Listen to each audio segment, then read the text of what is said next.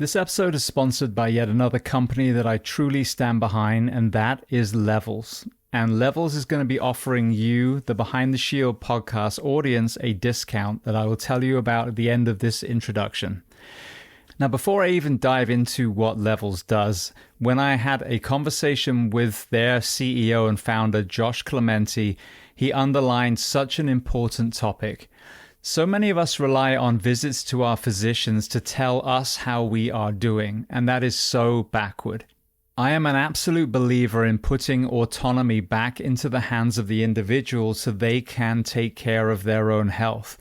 Now, what Levels does is it gives us the metrics so we can see exactly how everything is internally.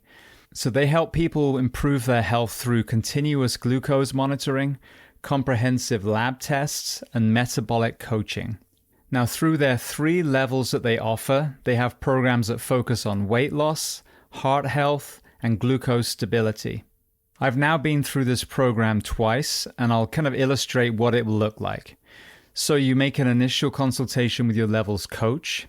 You wear a continuous blood sugar monitor for 1 month.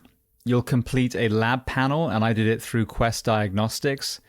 A clinician with Levels will then analyze your results and give you an action plan. That's when you can then start hitting your own health goals and in real time track your own progress. And then depending on the level you subscribe to, there's also a second blood work so you can now see how you're doing 6 months later. Now, by combining AI data, AI-powered insights, and human coaching together, 80% of Levels members improve their biomarkers. Now, as I mentioned, Levels is offering you, the audience of the Behind the Shield podcast, $100 off your first order if you use the promo code SHIELD at levels.com. And if you're interested in getting Levels for your department, email Josh Clemente, the founder and CEO of Levels, at josh@levels.com. And if you want to hear the origin story and so much more about this incredible company, listen to my interview with CEO and founder Josh Clemente on episode 1159 of the Behind the Shield podcast. Welcome to the Behind the Shield podcast. As always, my name's James Gearing, and this week it is my absolute honor to welcome on the show Navy SEAL veteran, founder of INVI MindHealth, and the co-founder of the SEAL Future Foundation, Jonathan Wilson. Now, in this conversation, we discuss a host of topics, from his journey into the military, joining the SEAL teams, some notable deployments, military transition, using the world of finance to help our veterans, TBI, building a platform to help mental health in first responders, brain ops, and so much more. Now, before we get to this incredible conversation, as I say every week, please just take a moment. Go to whichever app you listen to this on, subscribe to the show, leave feedback, and leave a rating. Every single 5-star rating truly does elevate this podcast, therefore making it easier for others to find. And this is a free library of almost 1,200 episodes now. So all I ask in return is that you help share these incredible men and women's stories so I can get them to every single person on planet Earth who needs to hear them. So with that being said, I introduce to you Jonathan Wilson. Enjoy.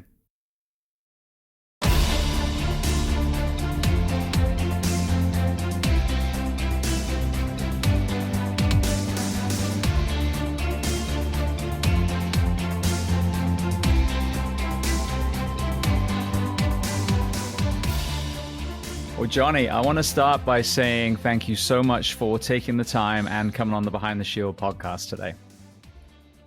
Well, thank you for having me and appreciate what you do and the platform that you give so many people. So where on planet Earth are we finding you this afternoon? You know, if you would have asked me yesterday, I would have said Charleston. My daughter just started her freshman year at Charleston, South Carolina, so College of Charleston. But we're back home. I live in Parker, Colorado, just south of Denver. Beautiful. Well, congratulations to your daughter first. That's amazing. I've got a freshman in my head. He's at community college at the moment, but he's hoping to go to Utah in a couple of years. So, yeah. Oh, amazing. Exciting times. That's a great school. Now, Yeah, is that, have you got kids at home still? I do. I have five. Oldest is she just started Brooklyn Law School, and she's knocking it out of the park there. She's our oldest daughter. My oldest son, he goes to community college, looking to go to Colorado State. So he's up in Fort Collins right now, and then we have our next oldest daughter is at college at Charleston, and then two in the house. I got a 16-year-old going on 23. She's a junior, and then we have a freshman, a 14-year-old little guy. Always be the little guy. Yeah, absolutely. When my son was, he was supposed to go well, not supposed to, he got accepted to Utah State in his freshman year, but financially, it just made a lot more sense for him to do the first two here. But I totally underestimated how much, I don't know, like how anxious I would be about this whole empty nest thing. And now I got a reprieve. I Oh got an yeah. extra 2 years with him before he walks out the door. But it blew me away. Like, you know, we talk about midlife crises and even like mental health in our professions. And that's one of the things that we forget. We have purpose when we're parents. And it's not that you stop being a parent, but you're not a full-time hands-on parent anymore when they walk out the door. And it was just, I was so blown away, like how powerful the emotions were when it was this impending date. Well, we're going to have to stay close because 4 years is not that far, and those feelings are already starting to creep in. And I never thought they would. To your point, somebody mentioned you only have two in the house. Like your youngest is a freshman in high school, and then it just dawned on me, it's like, holy crap! In 4 years, what are we going to do? We have this massive farm here in Parker, Colorado. We got horses, pigs, chickens. We built this whole life for our children. And then it's me and my wife in in this ranch house, like this monster house. I was like, we need to start thinking about, is this where we want to be in 4 years? Like, I get why people move and they follow their children. I get why people downsize. It's like all these emotions are starting to hit me as well. So we can be swim buddies in that regards when it comes to our children. Absolutely. Perfect. Well, speaking of children, let's get to the beginning of your kind of timeline. So tell me where you were born and tell me a little bit about your family dynamic, what your parents did, how many siblings. Yeah. So I was born in Fort Hood or Killeen, Texas. My dad was in the Army. So he was a military police officer. He did a few things, but that was his role. And my mom is from the country, Panama. So we immediately after I was born in Texas, we moved to Panama for a few years. And then we kind of hopped around, typical, military family. I spent time in the Netherlands, which was an amazing. I was somewhat young. I was probably, let's see, in the Netherlands were right before high school, and we spent a few years there. I have a younger sister. She's 5 years younger than me. So I have one sibling, and she's done a tremendous job, very successful.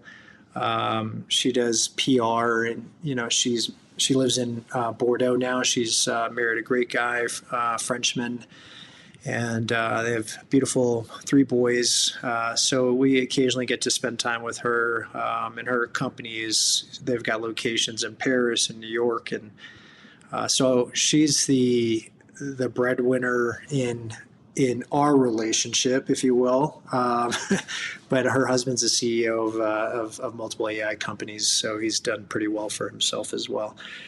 We've lived in Bangor, Maine, which is like the claim to fame there is Stephen King, the author, has a place there, and it's exactly what you would think. All the kids, we were probably like 7 or 8 years old. We would run up to his house, and it had wrought iron fences with gargoyle statues and like steeples on the building, and it was just every house on the street was lit up and beautiful, and this one had like a lightning storm right around.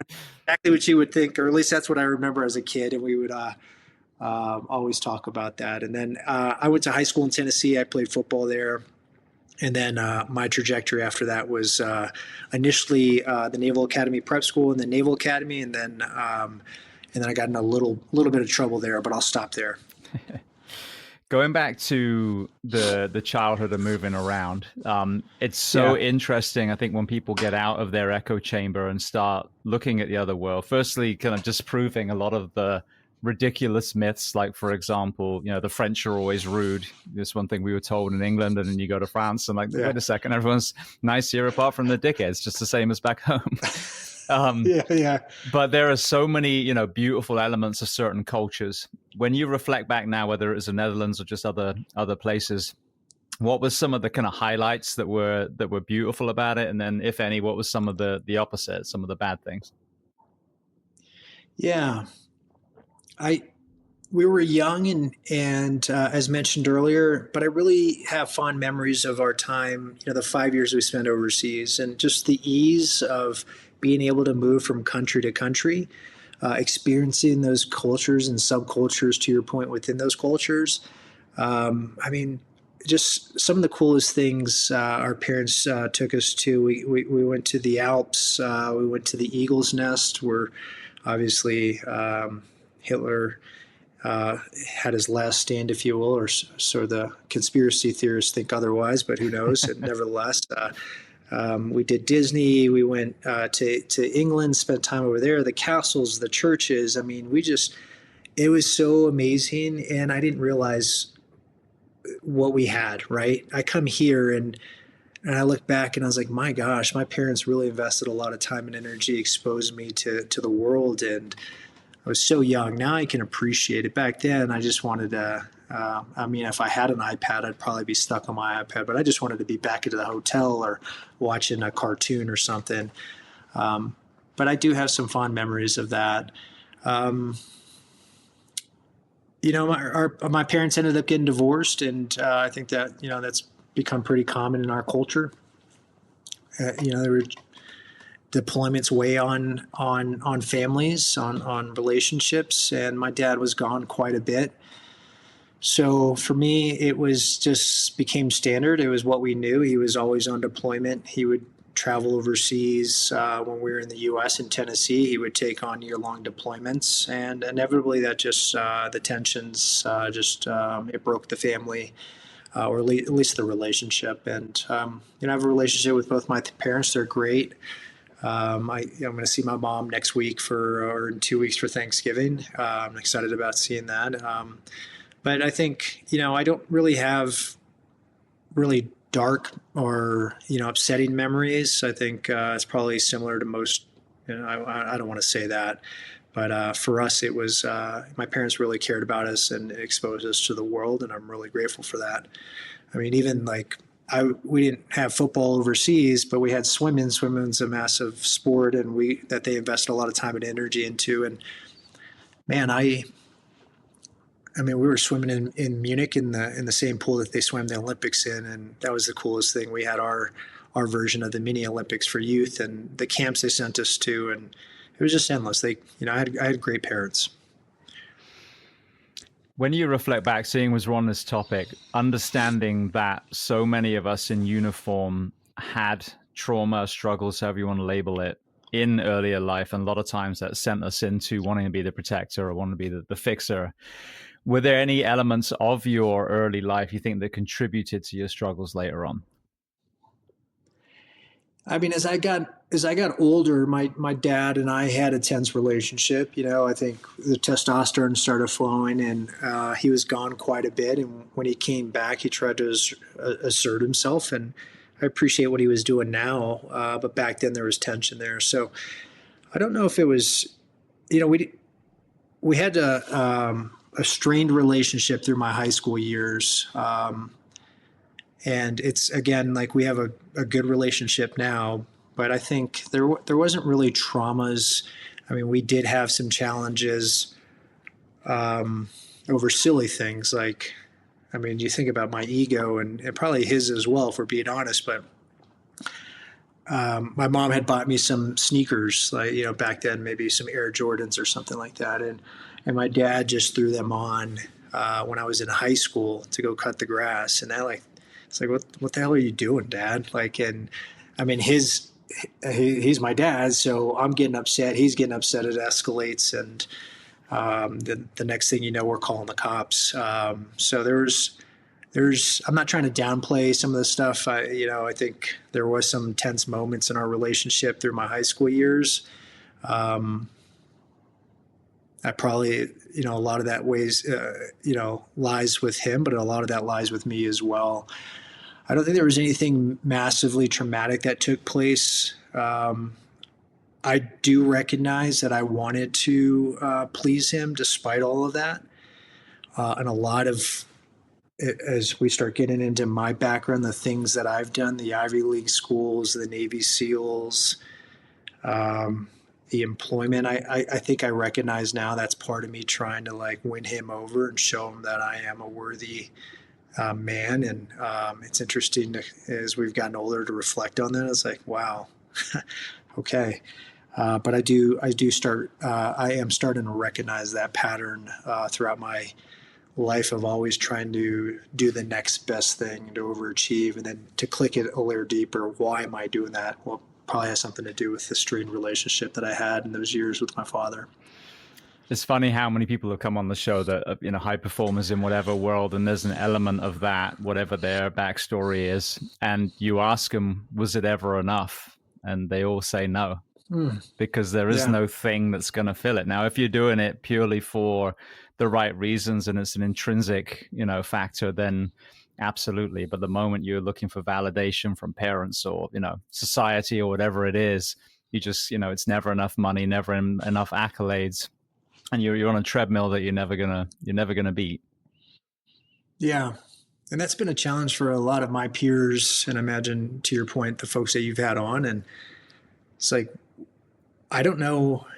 I've gotten better through some of the tools that we talked about, plant medicine and what we're creating here at INVI, just awareness, being around some of the best doctors out there. It's still hard to shut it off. Like, I'll sit here and say, hey, yeah, I'm gonna go do my breathwork session and I'm gonna slow down this week. And the reality is like, I've been doing this for so damn long. It's really freaking hard to shut it down. And that, we talked about our children too, and then being empty nesters, and this vision of like retirement down the road at some point is like, can I really do that? Like, is my body capable of doing that? And then you hear the horror stories of people that get to that spot and they're like, we finally did it. And it's so sad, but they keel over and they fucking die, right? Like, their body just doesn't know what's going on. It's a shock to the system. What are you doing sitting on the couch? What are you doing not like running an ultra marathon? What are you doing not going to business school? What are you doing not? So yeah, these are all new thoughts and feelings, that we've loosely touched on, but that are starting to come into my life. I'm like, oh boy, we got this whole new set of problems that we're going to have to deal with here shortly. I think we've got a skewed perspective on retirement too, though. I mean, you're just talking about Stephen King. He's still writing books. You know what I mean? And he's in his, late 70s, early 80s now, I think. Yeah. Sorry, Stephen, if I got that wrong. You happen to be listening to this random podcast. But but it's true. I mean, you look at more native tribes, their elders aren't just, watching TV all day. They're still out there, being amongst the younger tribesmen and mentoring. And if you look at a lot of them, they're still out there farming or hunting. So I think we've also got this distorted kind of perspective that you hit 55, 60, and then you just go play golf and wait to die. I think if you lose your purpose, which we know we're going to get to, then what is there to live for then? That's so true.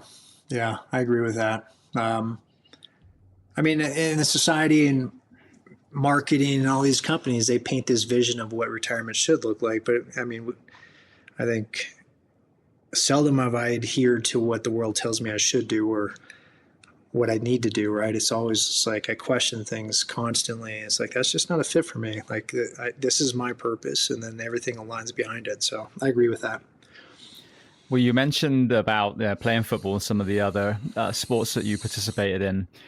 When you were in the high school level, were you already dreaming of the SEALs, or was there something else in your mind?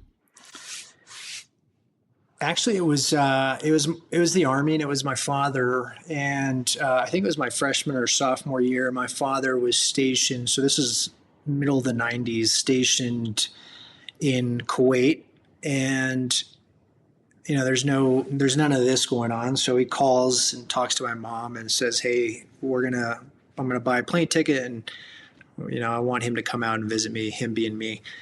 And I was against it. I had my first girlfriend. I was, I just didn't want any part of flying to the Middle East and hanging out with my dad for a month. We're in Tennessee. I wanted to keep doing the barn parties and hanging with my girlfriend and friends. But nevertheless, I hopped on that plane with the paper ticket, hopped on that plane and flew over there. And I acted like a punk. If I don't know another way to describe it. He sent me out there, and I just pouted. I didn't talk to him for the first couple of days. And he just went through the motions, like introducing me to peers, like, sharing who I was. And I remember on the second or third day, we drive on to the base, and off to the right, and I had never seen the gate open before, but at this very moment, the gate was open and it was closing. It was a blacked out compound. The fence was blacked out. And I look inside and I just see all these men with guns and weights and in great shape and beards and long hair. And I'm like, Dad, who are those guys? He said, those are the Navy SEALs. It's like, Dad, what's a Navy SEAL? Because back then, I mean, there was no books or TV shows, Netflix document. I mean, there was nothing, right? So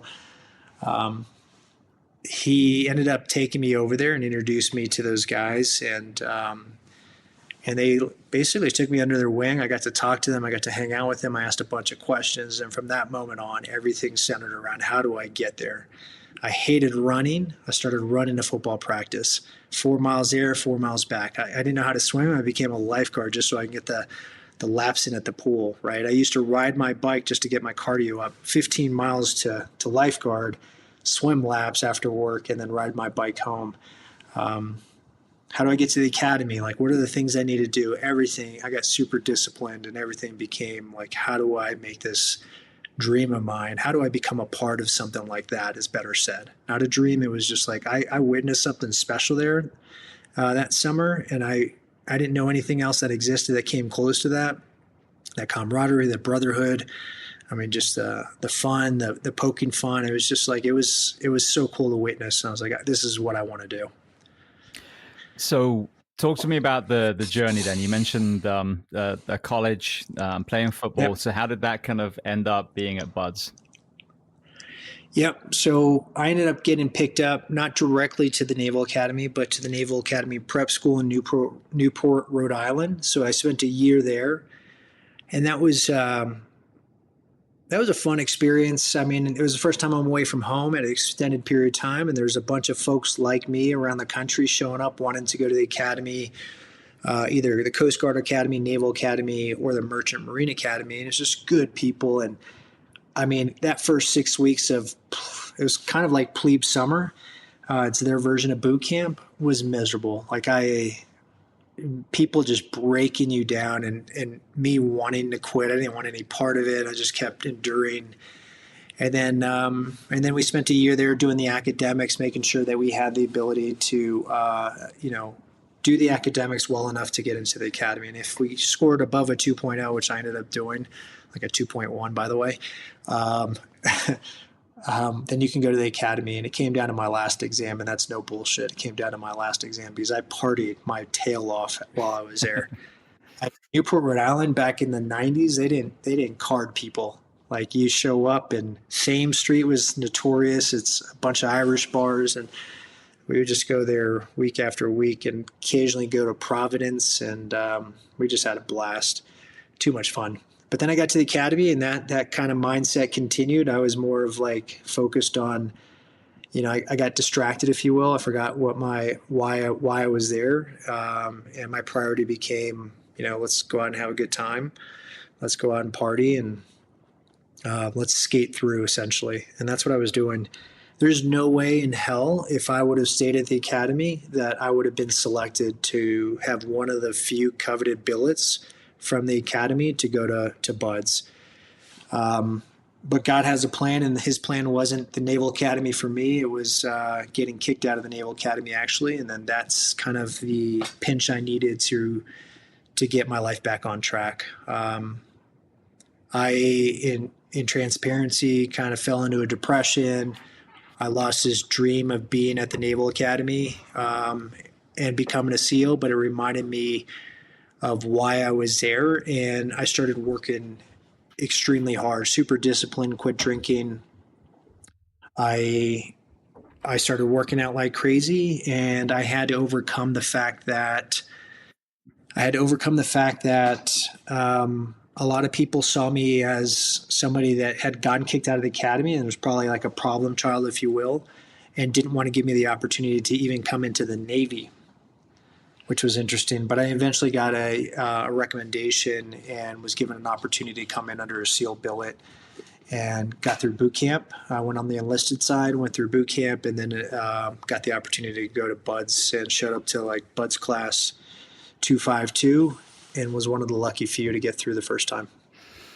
When you reflect back now, when you've talked about, living in different locations, your sporting achievements, so many of the SEALs I've had on the show have kind of debunked the myth that the average Navy SEAL is, 6'8" and 300 pounds and 2% body weight. These are normal, men in this case, but there's that, more often than not, there's that mental element more so than the physical element even. What were the contributing factors that allowed you not to ring the bell when so many others did? Yeah. So to level set for everybody, 6'7", I'm 280 pounds and 3% body fat. I'm just kidding. Me too.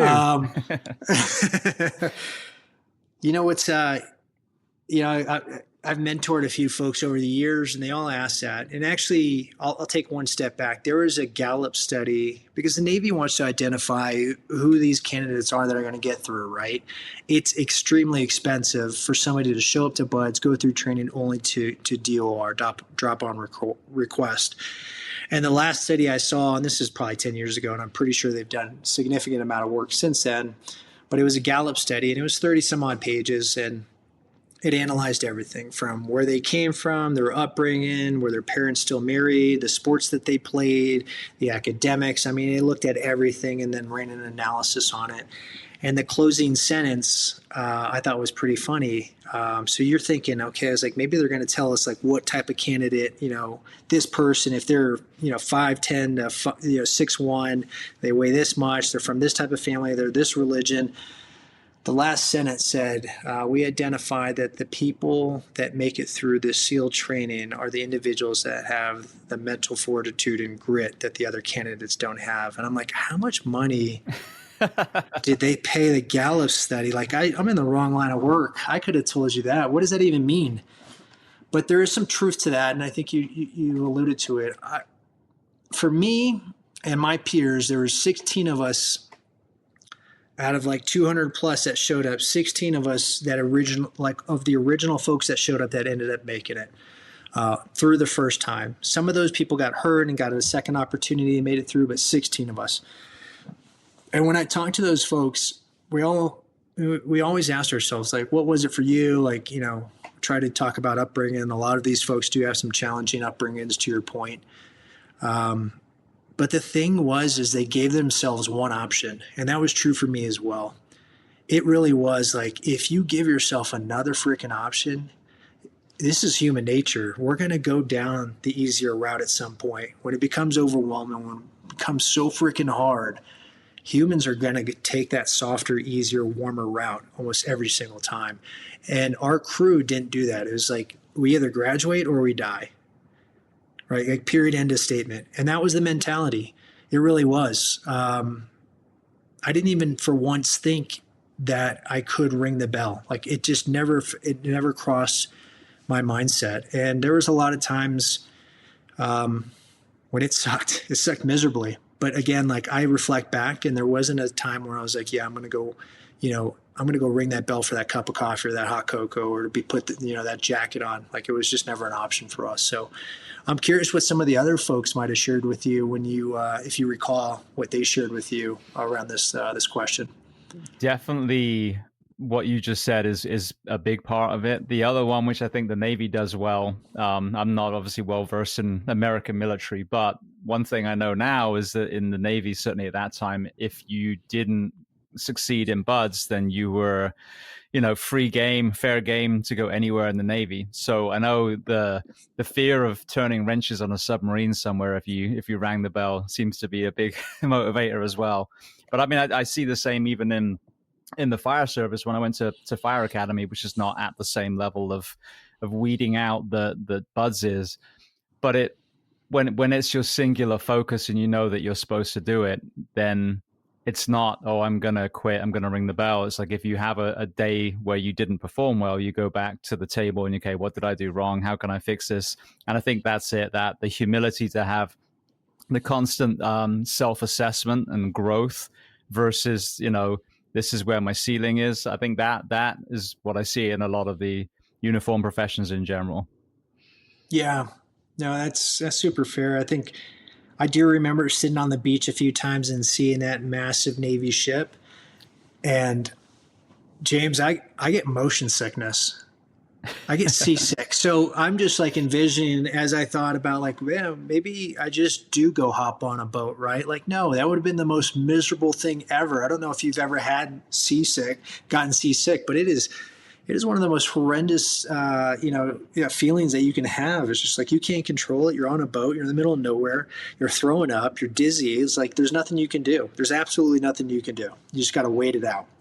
So that right there is motivation enough, and maybe the biggest motivator for me, seeing that big ship out on the horizon. No, thank you. Absolutely. I think the other thing, I got into it when I was 27, I think, 26, 27, I was going through school. And so I'd done some interesting jobs. I've been a stuntman and some other things, but before that, I was doing all the shit jobs. I'd worked in a pizza factory. I'd worked in on the Zodiacs, tying the valve to the valve stem, like for hours on end. So when you've done a lot of shit jobs and you're in this grooming process to do something really exciting and meaningful, that's another motivator too. If you're straight out of school, maybe you don't have that barometer, but if you're slightly older and you've done some things that you absolutely hated, then I think that adds to the motivation too. Yeah, I agree with that for sure. Yep. Oh, so you graduate. Where did you find you? Actually, firstly, what year did you graduate, so we can kind of get an idea of the timeline? Yeah. So let's see. That was 2000. Showed up 2003. So that was probably 2004, maybe early 2005 is when we graduated BUDS and SQT.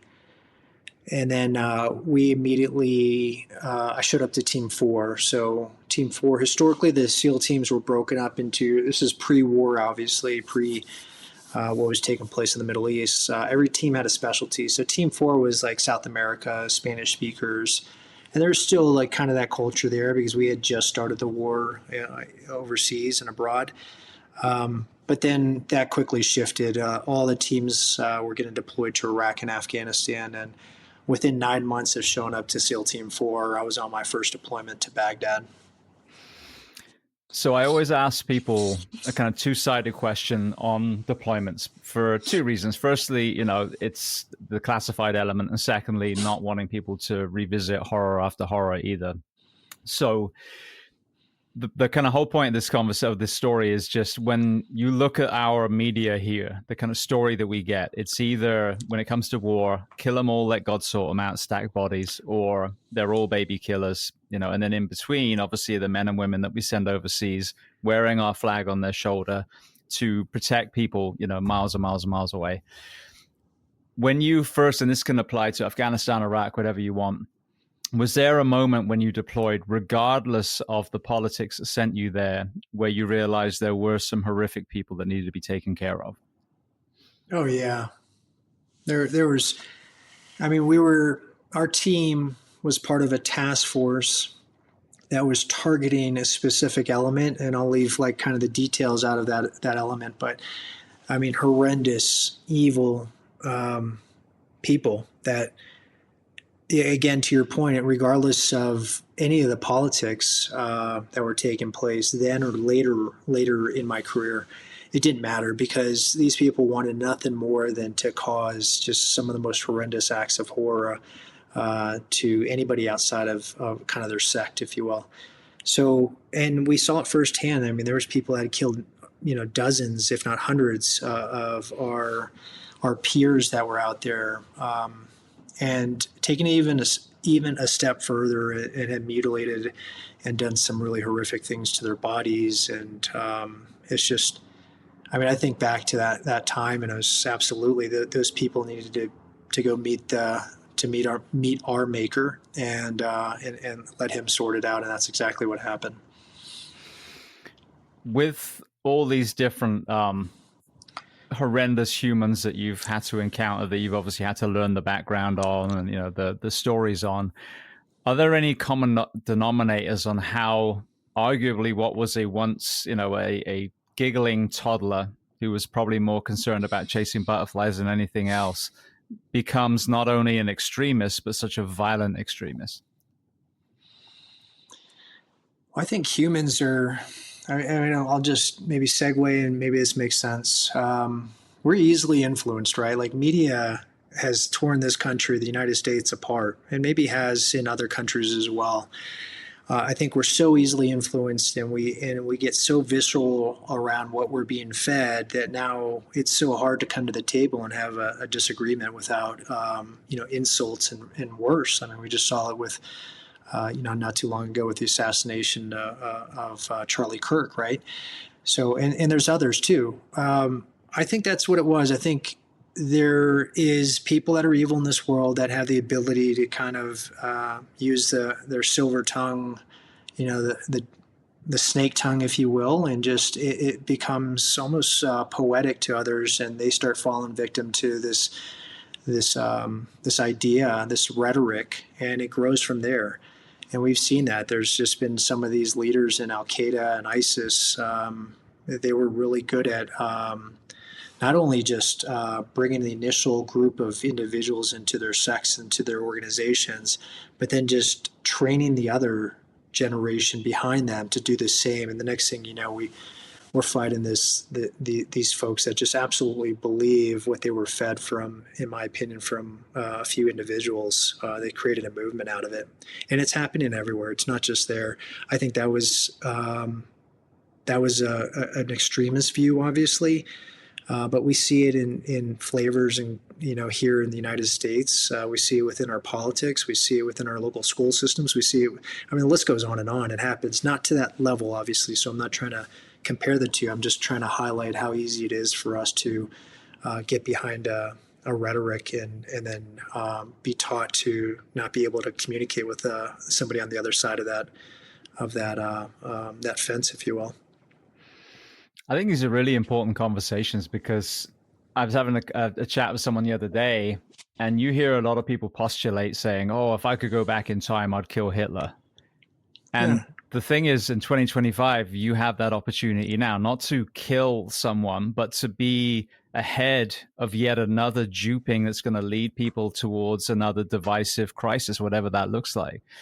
And what kills me is that history is absolutely rich in life lessons, and yet I don't understand why we don't reflect back even as close as 80 years ago when the entire planet was at war and see what led up to that. In this case, obviously it was Nazi Germany, to the point where people, because I'm sure most Germans weren't thinking about the atrocities that happened. They were just thinking about feeding their kids and making sure they got to school and having a beer with their friends on the weekend, and it turned into what we saw.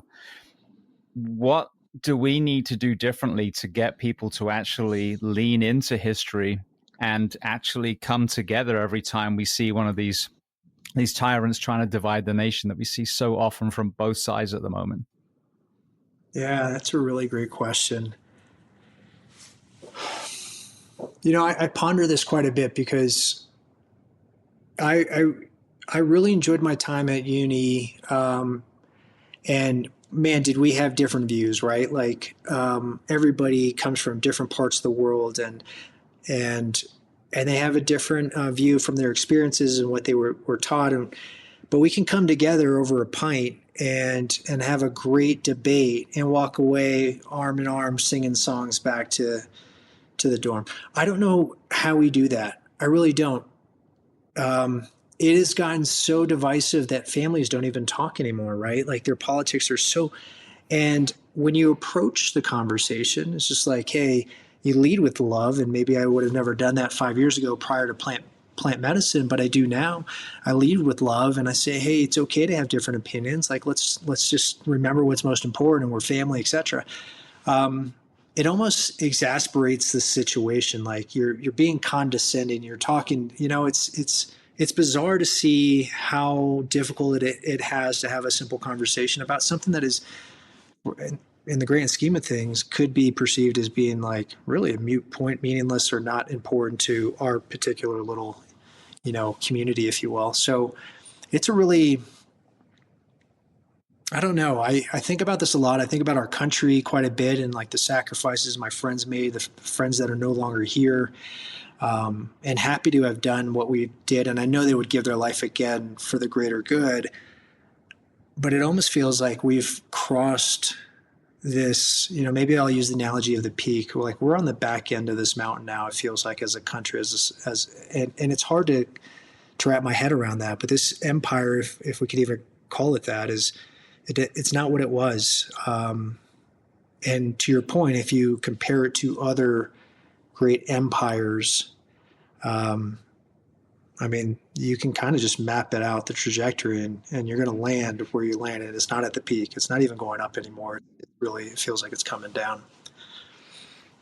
When I kind of take a step back, and this is what I talk about a lot, it's funny, my Instagram just got shut down for the second time in a year, and all I talk about is community and kindness and compassion and empathy. So let that be a glaring, Orwellian sign in itself. But is if you take a step back and James, look at you went mute for a second.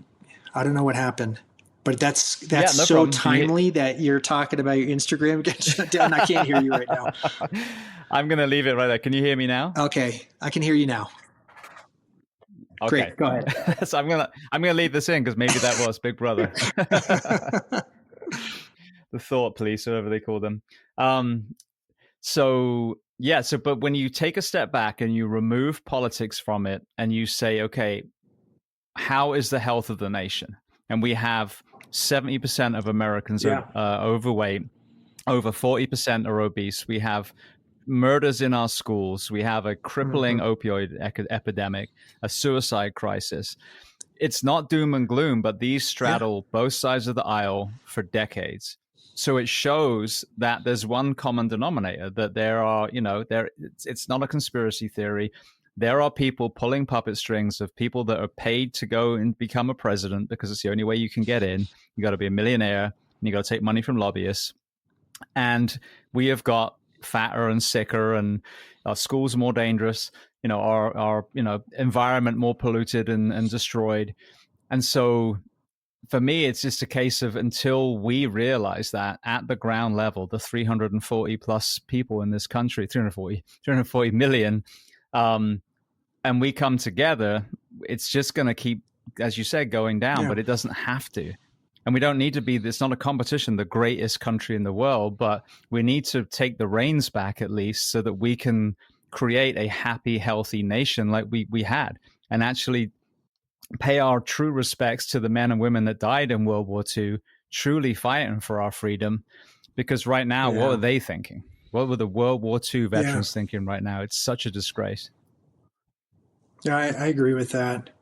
The thing is we're fighting machines like that are just backed by just endless amount of resources. When it comes to any of the things that you talked about, there are people and organizations that need us to be fat because that's how they get paid. Mm-hmm. There are people and organizations that need us to hate each other because that's how they create the rift, and they maintain their roles and their jobs as lobbyists out there.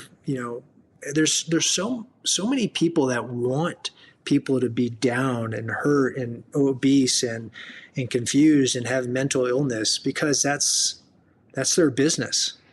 I think about psychedelics, right? And the first time that was introduced to me by a peer of mine, I thought he had lost his freaking mind when he told me, but he planted a seed in it. And I did some research and met a gentleman, Dr. Robin Carhart Harris, who was initially overseas and now he's at UCSF. But the research doesn't lie. You start looking at this as like, how do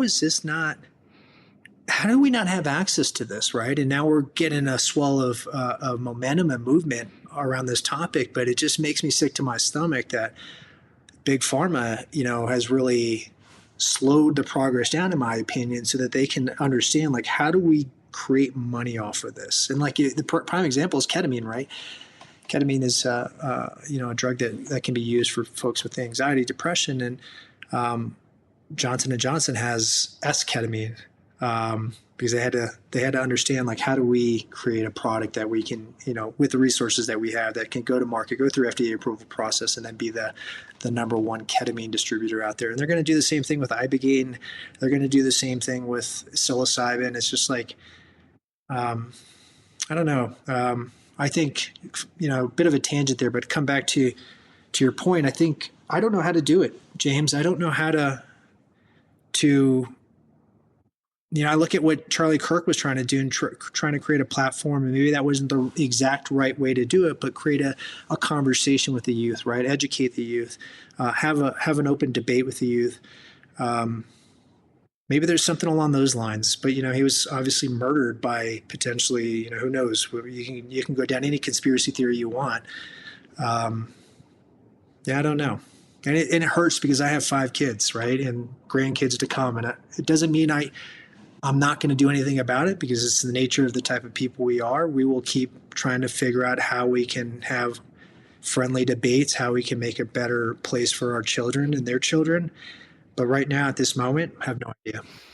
I think, well, these conversations help, I think, because the more people hear it. It's the same with drug prohibition. I and a lot of people listening in the first responder professions have seen the failure of that up close and personal, whether we're talking the gangs, the homelessness, the prostitution, the overdoses. Yeah. I mean, this is a side effect of drug prohibition, which started on job justification and racism in the 30s with Harry Anslinger. So again, 80-year plus, longitudinal study of failure, and yet still we keep doing it. And yet MDMA tries to get approval with the FDA and gets turned down for MDMA-assisted psychotherapy. But the FDA approved OxyContin. So, I mean, I don't know how much more evidence we need, but I think it is the conversations. And I'm turning my latest book into a TV show, and my goal is to have this show, and then there's going to be another side element to it, which is going to put information in people's hands and start these conversations. And I hope it's really successful, because that's what we need. We need to get to the masses and bypass these kind of hot button clickbait, hurdles that have been put in front of us. Like, oh no, you're a blue or you're a red, so you can't talk about this and you can't talk about that. Yeah. And we're human first. And that's what we got to remember. Yeah. Be careful when you say you're human first, because you might get shut down for saying something like that. Yeah, exactly. But it's, I'll share a quick story, and I know we'll probably get to it here. But we started INVI MindHealth, and we use wearables, as you're well aware, to help people understand the biometrics from those wearables, to help people understand their mental well-being score. Well, we also have a dashboard for providers. So now a doctor can see all of their patients in one spot and understand their biometric data. And then we help them understand where they're at from a depression level, anxiety level, et cetera. We had a conversation with an addiction center, because if you think about this, like, why not? Somebody does inpatient. You have a doctor that prescribes medicine or different modalities. You can see the impact from a biometric standpoint or physiological standpoint on the individual. And then you can kind of, we have an algorithm, but then the doctor can make decisions if the medicine's helping them, or if they need to maybe try a different approach here. So inpatient makes sense. Outpatient, though, in my opinion, is where we really add value, because now we can see when people are starting to trend towards a down area. Maybe intervene before there's a relapse. So, an addiction center can kind of see their patients. Once we shared that, and I was so excited, James, to share that with the addiction center, I was like, oh my gosh, like, we'll prevent, potentially we could prevent relapses. I mean, I wish you could have seen the faces of everybody in there, from the CEO to the lead doctor to everybody in there, mostly on the business side. But they just went white, and the conversation stalled immediately at that point. And I couldn't figure out what the hell I did wrong. It's like, did I say something? And then it dawned on me, they don't want these people to get better. Their business model is for that person to relapse and come back to their addiction center or another addiction center. I was just so defeated in that very moment. Like, I talked to my team afterwards, and we know now, like, we've done the research, we've analyzed it, we know the model. Like, they need people to relapse. So we're providing potentially something that could help that individual before they get to that spot of relapsing. In the world, or at least the current business model, is terrified of it. They don't want anything to do with it. Well, I think this is what's important to understand as well. Like one of the big missions I've got is in the fire service. They work 56 hours a week. Most people don't realize that. And then they're spiraling downwards, kind of like you were saying with the empire, because we haven't fixed anything. So now there's a recruitment crisis and young people aren't choosing to become firefighters anymore. And so now we've got these same people that are working being forced to do extra shifts. So now you're talking, 80 plus hours a week. And, that is at the detriment only of the men and women that are actually working, not the people making decisions, not the chiefs, not, if it's big enough, not the union presidents, city, county, etc. And so until we understand the environment that's working against us, and so you look at, mental health and physical health, and you tie that in with sleep deprivation, it is behind everything that we suffer from, everything that kills us. It's an amplifier of whatever is going on. So once you understand that, then you can become a real advocate for changing the work week, which I think we should be working a 42-hour work week, 24/72. Now you're going to be a force multiplier in all things health, and then you can start chipping away. Same with obesity. Once we realize that, fast food, and I mean, look what happened during COVID. The advice that was given could not be more wrong. Stay at home, don't move, don't see your family and friends, and get fast food and beer delivered to your home while you binge watch Tiger King. Like that, we made fatter, sicker people, more of whom that died. So, I think when you understand what's working against you, then I think en masse we can really start deconstructing that. But if we blindly think that some of these organizations have our best, interests at hand, therein lies the problem. Yeah, and is it fair to say that majority of people do put their faith in other entities, those third parties, our leadership, organizations? I mean, that's my belief. I'm curious if you would agree with that. Yeah, I do. I mean, even from, the health point of view, I just had Josh Clementi on. He's got Levels. So one of those kind of AI medical programs where you can do continuous blood glucose monitoring and you get blood work done. And the whole philosophy, and it's kind of lined up with INVI as well, is that you become your own advocate again, rather than you go see someone with a white coat and a stethoscope once a year and they say, yeah, you're fatter and you're sicker now. Well, what are we going to do the other 364 days that we can stop that happening? So I think that is the case, but it's exciting what we're going to talk about and some of these other things that are out there to put the power of the individual back in their own hands. So they're not relying on other people. Exactly. That's exactly right. Yeah, I've heard of Levels and great things there. So I want to get to obviously the creation of INVI. The other side of that question I asked a while ago about the horrible people, as it were. Another area that we don't hear in the media is the kindness and compassion from our men and women in uniform, whether it's our own, whether it's the indigenous people that we're working for or alongside. When you reflect back now on your career, what are some of the moments that really pop out your mind? Yeah, it's along those lines. It's when we weren't working, going out in the community. So I'll use Africa as an example. We worked in Uganda, and the team they'd go out and we'd go to the orphanage and just like on our free time, like hang out with them, provide, give them gifts, give them hats, like spend time with these kids. And a bit, I know I take us on a bit of a segue, just a quick call out. Some of the happiest people that I've ever met in my life, right? Like they have nothing.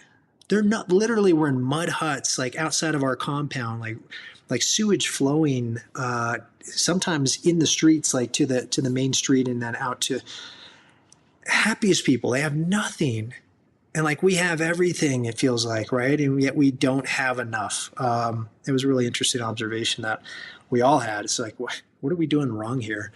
But those are some of the highlights, is like taking time out of, our deployments and when possible, not in Iraq and in Afghanistan, actually in Iraq, like helping when we would come on target and just like trying to calm the family, the children, et cetera. It was like we had a job to do. And if there was somebody that was bad, that person would be taken care of.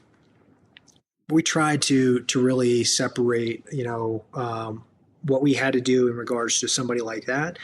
And then the rest of the folks that we encountered on that mission was like, if you didn't do anything wrong, like we're humans, like you said, at the end of the day, and we're going to treat you like that. And we're going to lead with love and compassion until you show otherwise.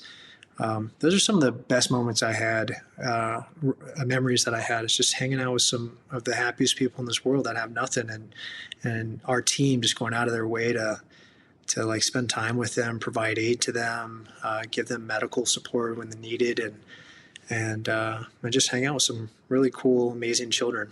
Yeah. I mean, the number of stories I've heard now from, exactly like you said, to building schools, to, military Mm-hmm. veterinarians helping the local animals. I mean, we just don't hear that. And I think this is the problem. You get this Yeah. very, again, polarizing view when it comes to this.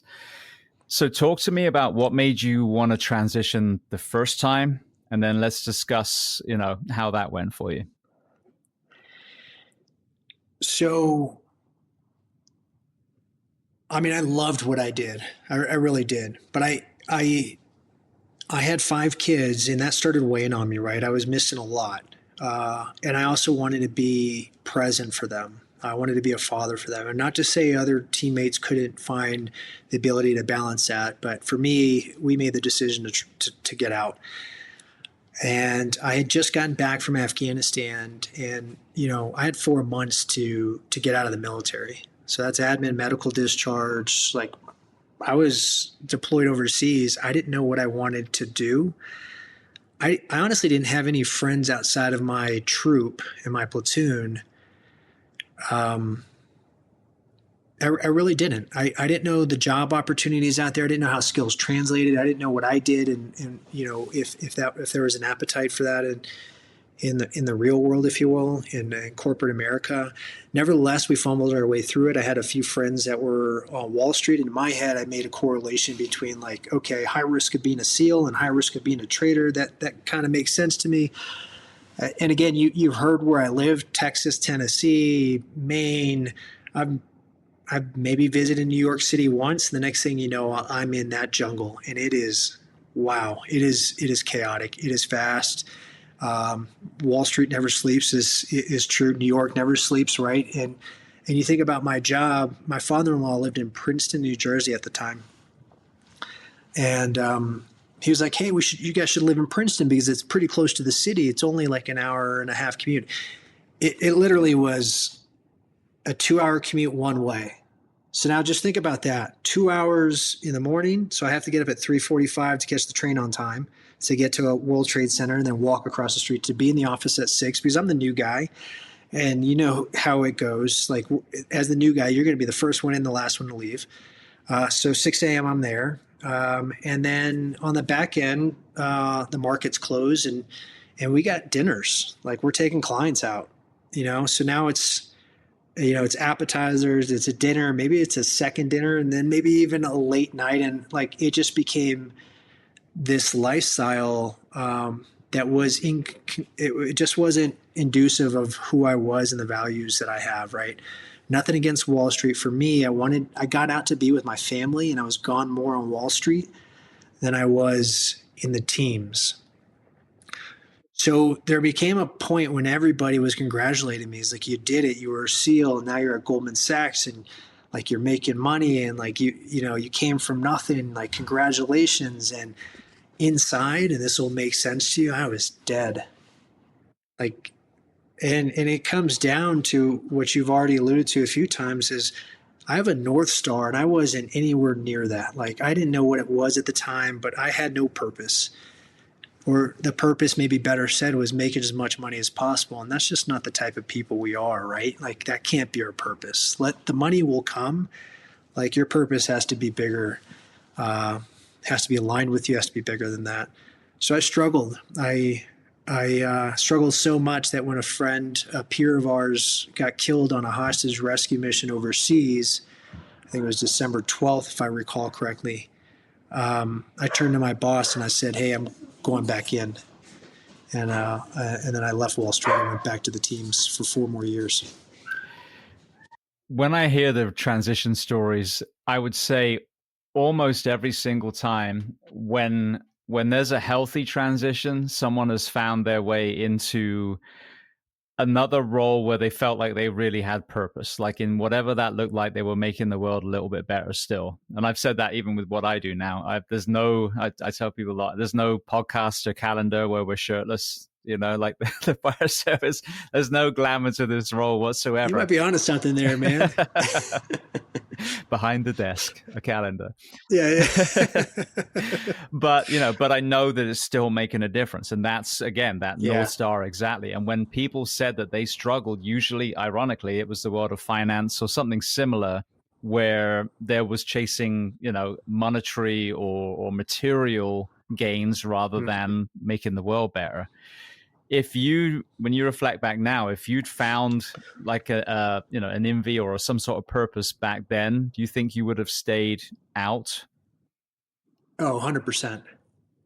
Yeah. And you know what? I might even have found a role in the organization that I could have considered a better mission for me, right? Like, so trading is not it. My personality type, I can't sit behind a desk. I need to be out and about. And maybe a sales trader role, maybe in a different part of the business, I might have stayed out and not rejoined the military. But even then, I would inevitably got to this point that I'm at today. Is like, it's not quite enough. It's not truly my mission in this world. It's not what God put me on this earth to do. And I would have, in my opinion, reflecting back now, gotten to this spot where I'm at today. So you mentioned you went back for 4 more years. Circling around again, what made you pull the trigger of leaving again? And then how was that transition? Yeah. Politics then. So rules of engagement changed. If I'm being honest, I didn't have the best leadership at that time. And I had this desire because the war was changing. It was, this was probably 2013, 14, 15. So this is like 2013 to 2017. So new administration, we're kind of winding down overseas. We're not operating the way we were. So to have experienced what I did in my early career and do sometimes 2 missions a night, going after some really bad people, and now being deployed to areas where I might not even do but like a couple missions, if we're lucky. This is like, what am I doing here? I have other things that I really want to, I've identified as gaps in this world that I think we could be adding value, and I imagine we'll get to that. Mental health has started becoming an issue. We lost our first teammate in 2017 to suicide. I just thought, you know what? Here we go again. Let's step away, and this time let's make sure we have a plan in place. One of the least discussed elements of mental health, and sadly I've seen this rife in police, fire, and EMS, is organizational stress or organizational betrayal. So, for example, that I'm sure so many of our men and women in the military, when we saw the way the withdrawal went down from Afghanistan, that must have added a crippling weight to what was already being shouldered. When the administration changed, rules of engagement changed, poor leadership, when you reflect back now, what did that do for your own mental health? I mean, I remember sitting up just thinking like, endless nights, conversation with peers, but even just lying in bed is like, what are we doing? Like, why are we back to a place and fighting over ground that I've lost teammates on? Like, literally, we had taken a decade before, given back because of politics and like wanting to turn it over, only to now, because of ISIS, go back and fight on the same ground again. It's like, what the fuck are we doing? It jaded all of us. A lot of good people, stayed the course and are still in or continue to fight. And I have nothing but respect for them. For me, I was just, I was at a spot where I couldn't see how I wanted to move forward. I didn't have trust in my immediate leadership or the overall country's leadership. And I am just the type of person that needs to be heard and wants to have input and help solve problems. And it just felt like where I was at, it wasn't going to happen anytime soon. So what was the plan for this transition? Where did you take yourself instead of finance? Yeah, so we had started a foundation from my Goldman experience. So prior to getting back in, we realized how hard it is to transition. So we started the SEAL Future Foundation, and it was initially set up to help these men find their next purpose in life. Our little, mantra is purpose, passion, team, right? So you got the purpose, the mission that we've been talking about. If you're passionate about what you do and you have your brothers, you have the team, we believe you could be successful in your next chapter. And we partner with great organizations with similar cultures to ours. So put mission first, teammates above self. And we found those companies out there that actually do that. Startups, big companies, a company that I worked for, Capital Group, which was started by a veteran, also in finance. It's a big asset management firm, but they incentivize how their team performs because of this veteran. They don't say, sir, yes, ma'am, back in the 30s when this particular gentleman started the company, and people couldn't help themselves. So he made everybody go by initials. So my initials were JTDW. So think about that. Like he was like, please stop calling me sir. The humility that this man had back in the Great Depression as he started Capital Group. And people are just, it's 1930. You can't help yourself. You're going to keep saying sir or ma'am. So he's like, enough. We're all going with initials. But we found companies like that, and we empowered people through education. We partner with great institutions, colleges, universities around the country, and then Globe. And we started helping these men find their next role in life. And then, as mentioned, we had under our watch in 2017, we had a SEAL commit suicide, and he was our first. We were supposed to meet with him Monday, pretty senior SEAL Team 6 member, and he was FaceTiming his wife over the weekend and shot himself on FaceTime talking to his wife. And that was the first. And that was devastating for the community, for all of us, because that was the first suicide. And we thought, a lot of us think we're invincible when we're younger and we're part of a community like that, and we're not. And I've lost a lot of friends to suicide today. And, I've, had some dark thoughts of my own in my low points. Like suicide ideation is real. You think about it, it's fleeting thoughts for me, and for others, they take it a step further. And, but,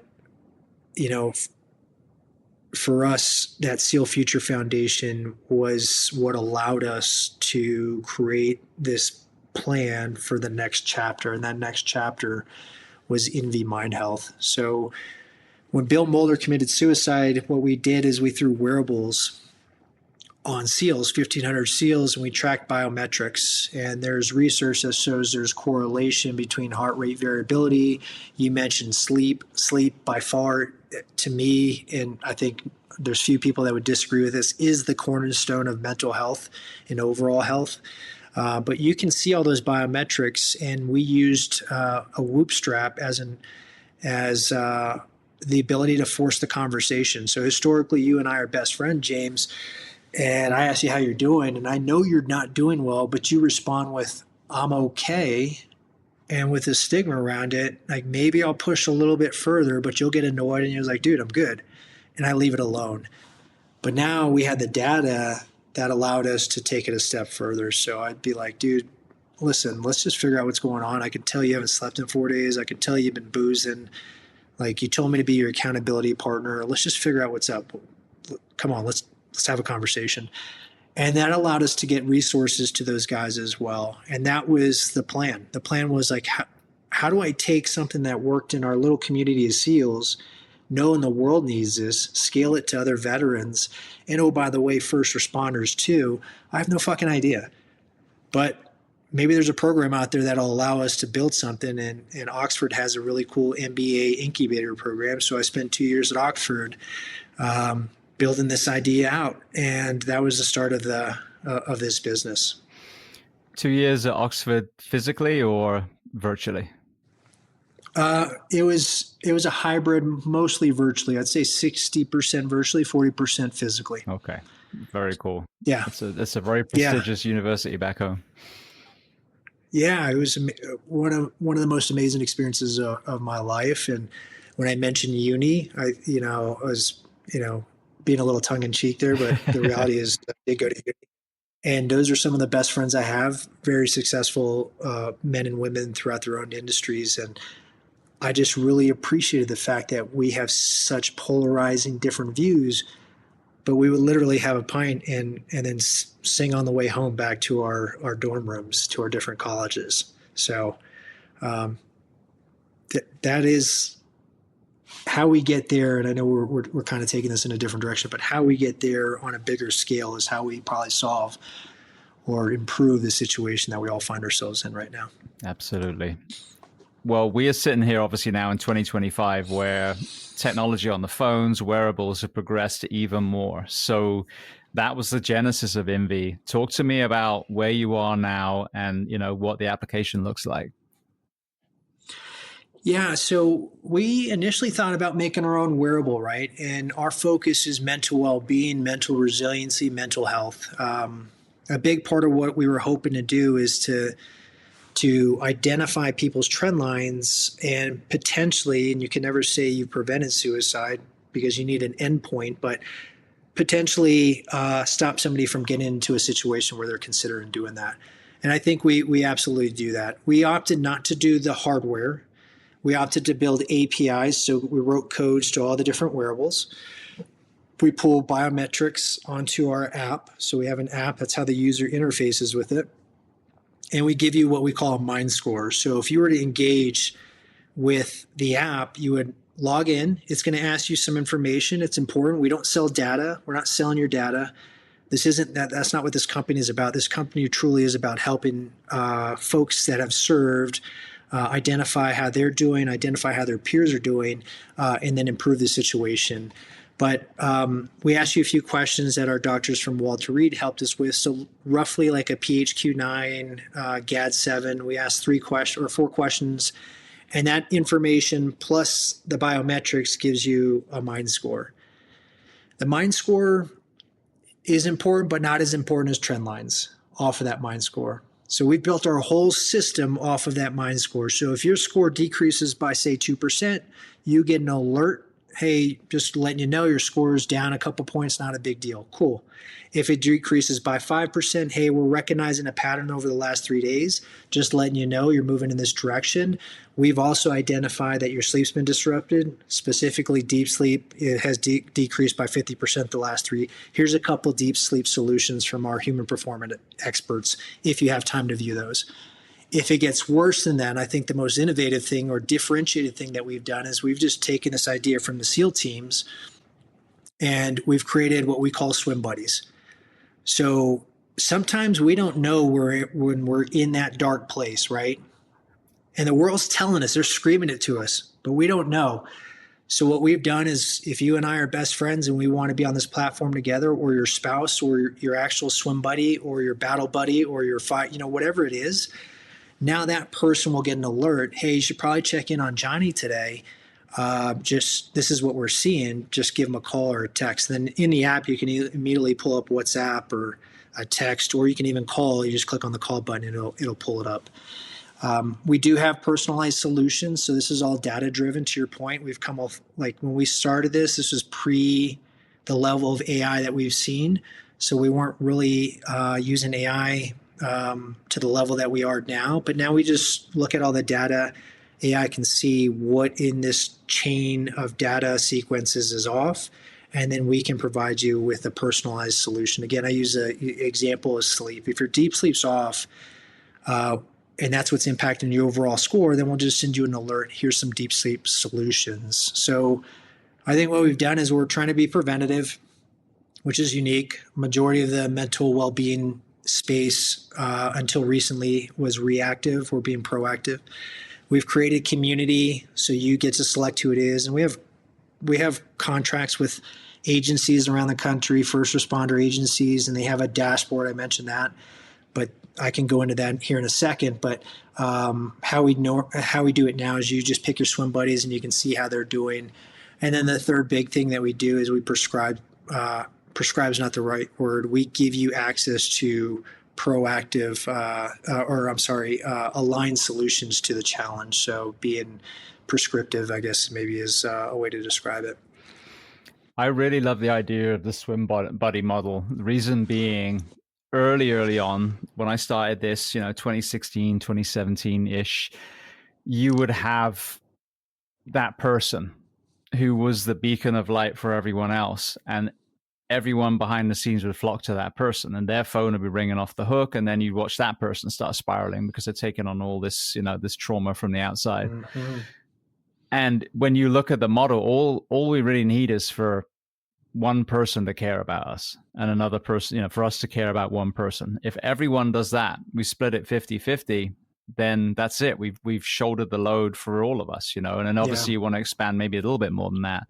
But so often, like in my profession and in yours, we're all in the meat grinder together. So if you're in deployment with a high op tempo, or I'm in a fire station just getting murdered, 24, 48 hours at a time, I seem fine to my friend because he's in the other seat.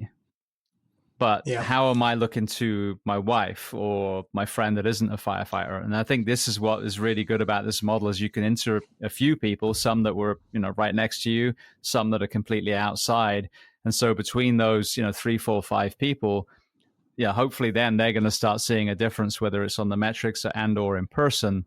And then, because even, if we're side by side, if I look at the phone, that can tell me, even though I think, James is doing okay, actually James is not doing okay. So I really like this model because you're spreading everything out. You're personalizing it to people that you trust. You're giving, as you said, proactive signs rather than, okay, well, he's got a bottle of whiskey and a gun in his hand. It's kind of not too late, but we're at a really critical time. Yeah. But again, allowing just a few people to shoulder each of these loads so that we can spread it all out and don't burn out the peer support people, or that one guy, that almost killed himself and now he speaks around the country, or whoever it is.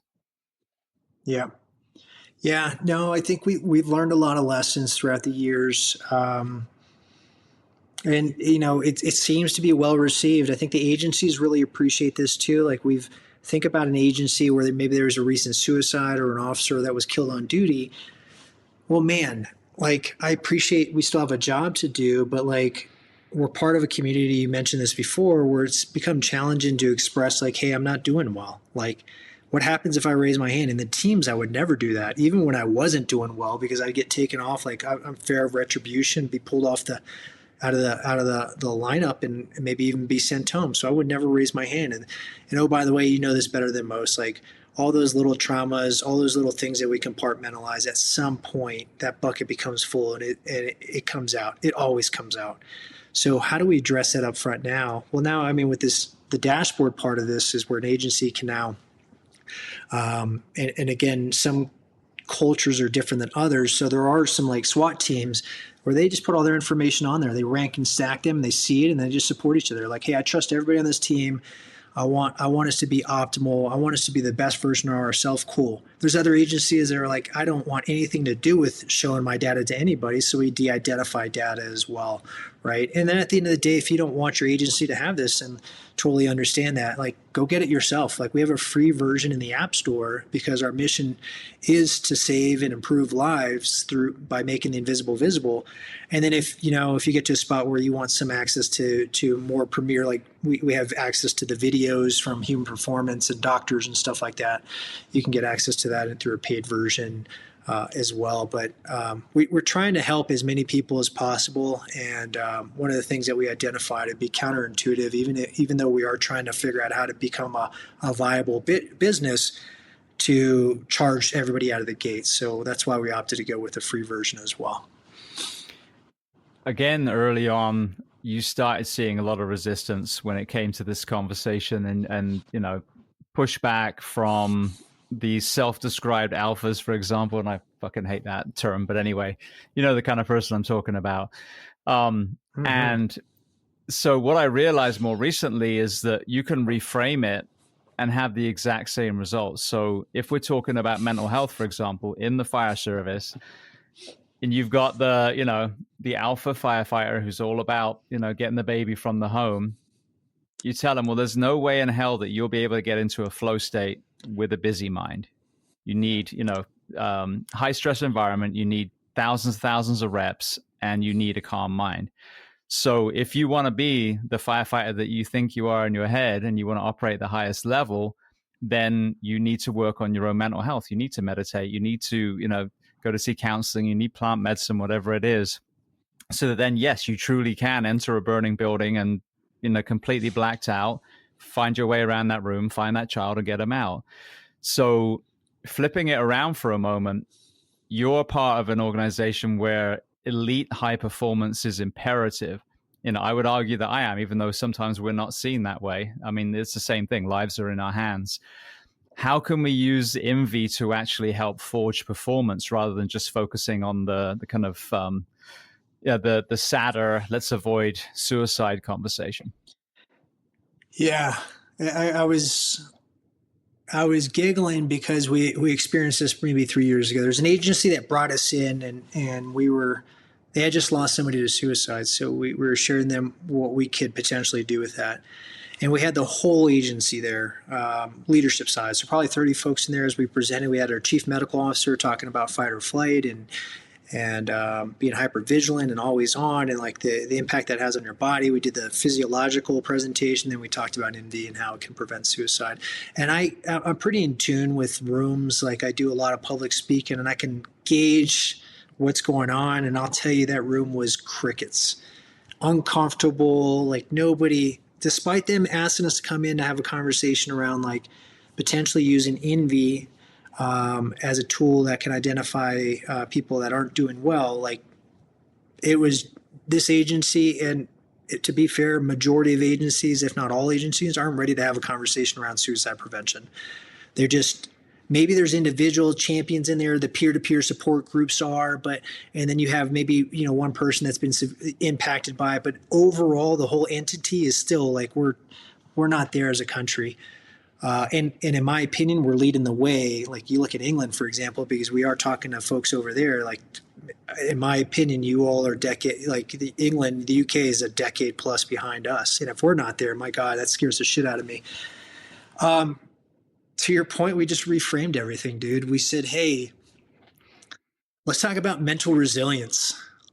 Let's talk about mental optimization, flow state. Let's do all same freaking thing, dude. It really is. But we reframed, used words. Words have meaning. And I understand that now. And the next thing you know, we're starting to get contracts with agencies. Hey, you're sitting here saying you want to be the best, ladder team out there.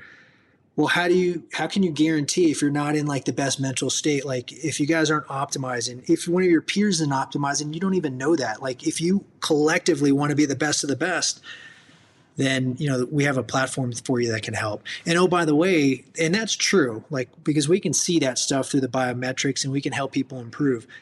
And oh, by the way, we can also catch when people are struggling immensely and potentially get to them before they get to that spot. So we reframed it and just moved, like, initially it was like suicide prevention, and then let's talk about optimization. We did this. And everybody's like, holy shit, yeah, where do we sign? It was pretty interesting to see. Does that answer the question? I mean, it's just maybe me just acknowledging what you already know. No, it does. It absolutely does. It's funny with those rooms. I've had people after suicides locally in the fire department, hey, can you, what do you suggest? And I'm like, well, let's start with the work week. And they're like, oh no, we didn't want to hear that. Like, is there an app? Yeah. Yeah, we've had that conversation too. Yeah. We've had that conversation too. Like, nope, that ain't going to happen. I'm like, all right. Yeah, exactly. So you didn't actually want to fix the problem is what you're telling me. Got it. All right. Well, let's go to another, amazing solution. Again, arguably, depending on when people go through this, a lot, it's being used more reactively at the moment, but so effective. You mentioned about one of your teammates introducing you to the world of plant medicine, like so many people that were raised under this is your brain on drugs, propaganda, there's that knee jerk initially. Yeah. So walk me through learning more about it and then your own experience. Yeah, I will start. I'm very analytical, probably from my time at Goldman. Like I need to see the data.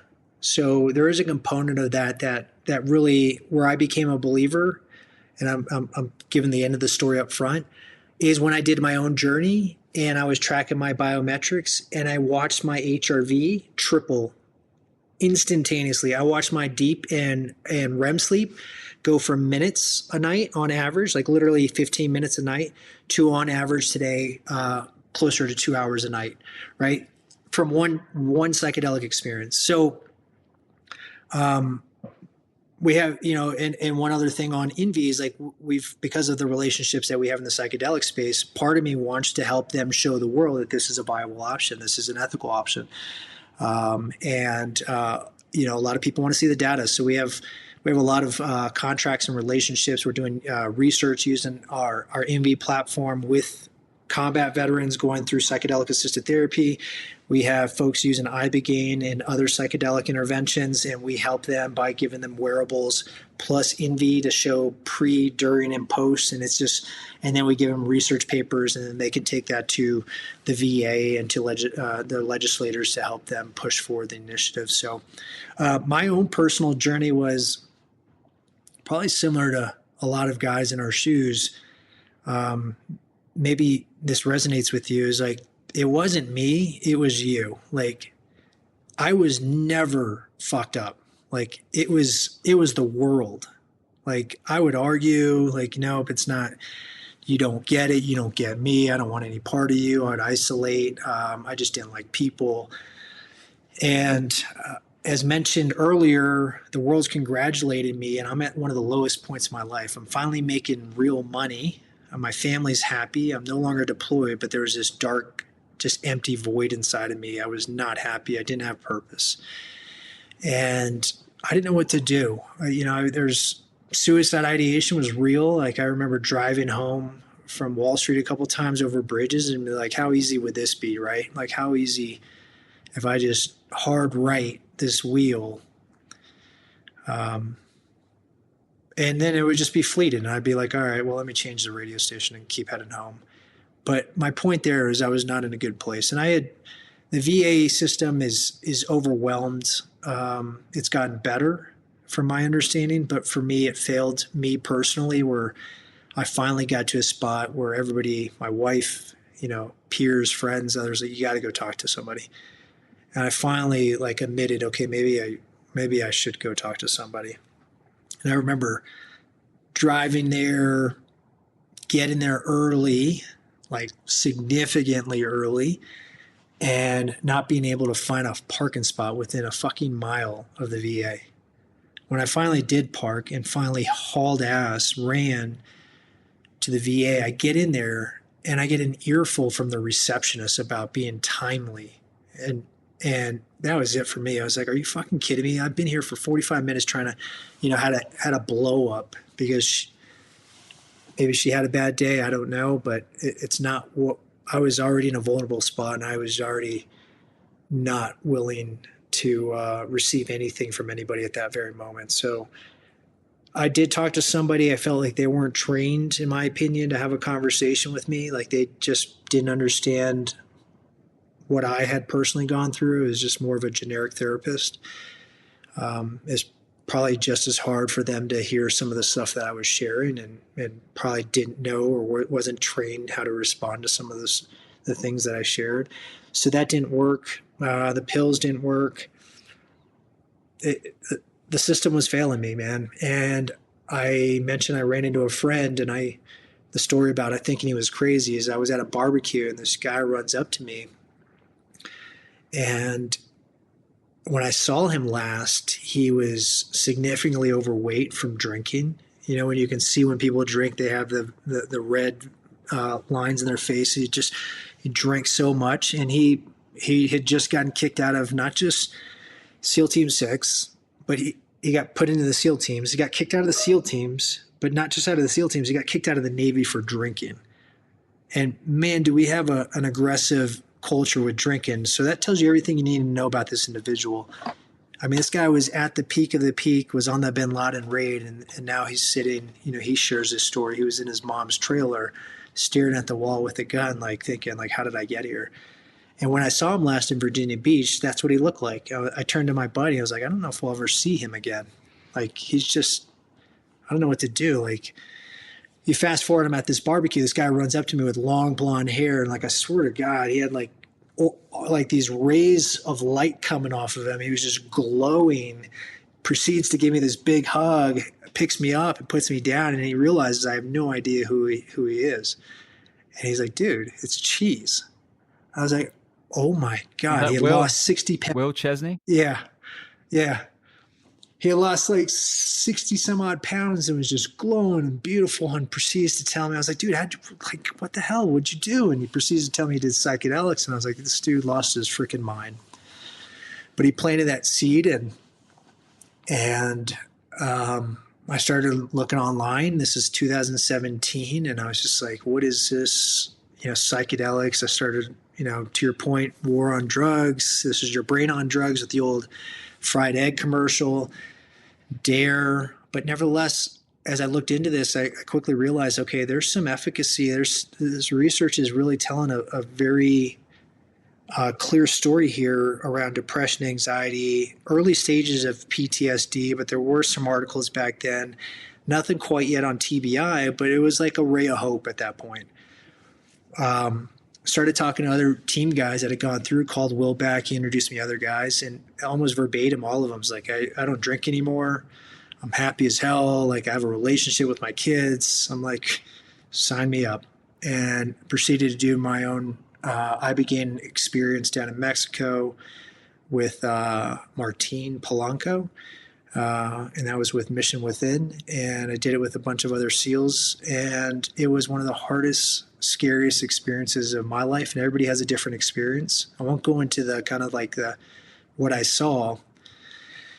But it's not what I expected, right? I thought, to your point, I think to one of your points earlier, I thought I was going to go in there and just sit there and spend time on what I did overseas, what I saw overseas. And a lot of it was like little traumas from my childhood that had compounded. I spent most of that experience, and it was a long experience. Like, I think it was over 12 hours, just like rehashing things that I had completely pushed away.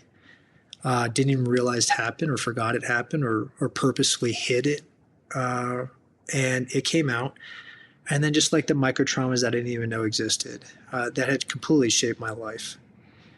I got different perspective for the first time. I equate it to like, just, we see the world through this very slim angle. I was able to just take 1 degree off of that angle and just like, whoa, this is a completely different universe. And oh, by the way, I realize now why you have the beliefs you do. And I can appreciate that. I've never walked a day in your shoes, and I understand maybe my opinions, although they're different. Maybe there's a blend here that we can have together. It just completely transformed who I was.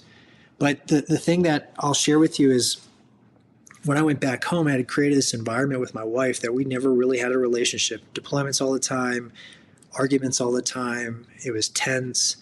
She was resentful because I was running around trying to heal myself, and like, oh, by the way, what about me, right?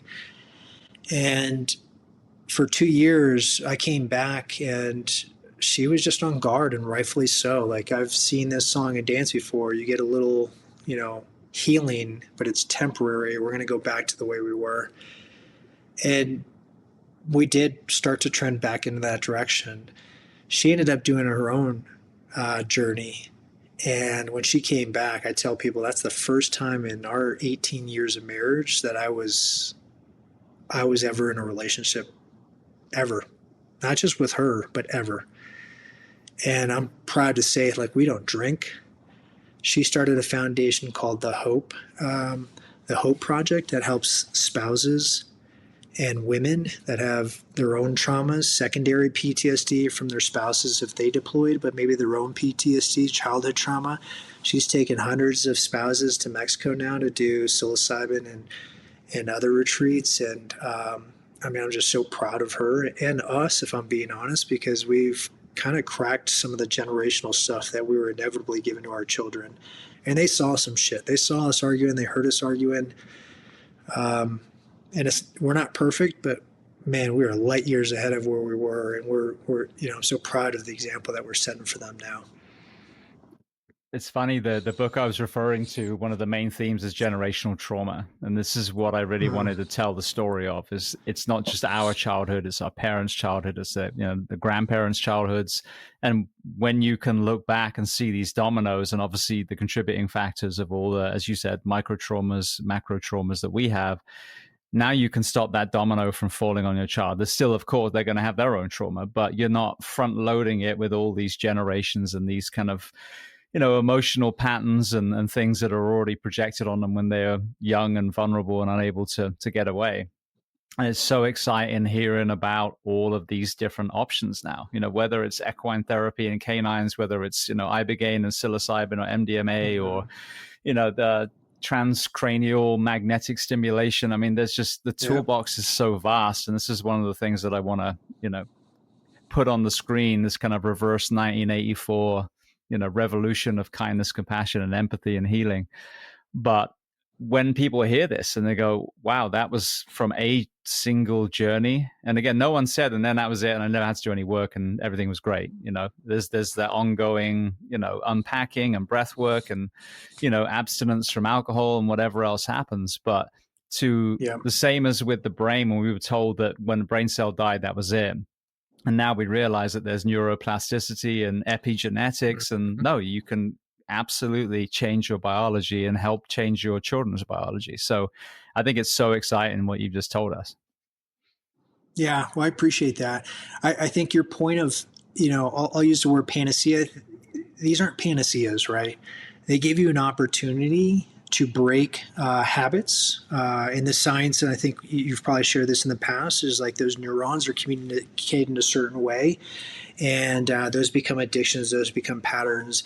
And when you do a psychedelic intervention, it scrubs the neurons and allows for you to create new patterns. Those new patterns are whatever you want to create. So you got to do the work prior, and you especially got to do the work after.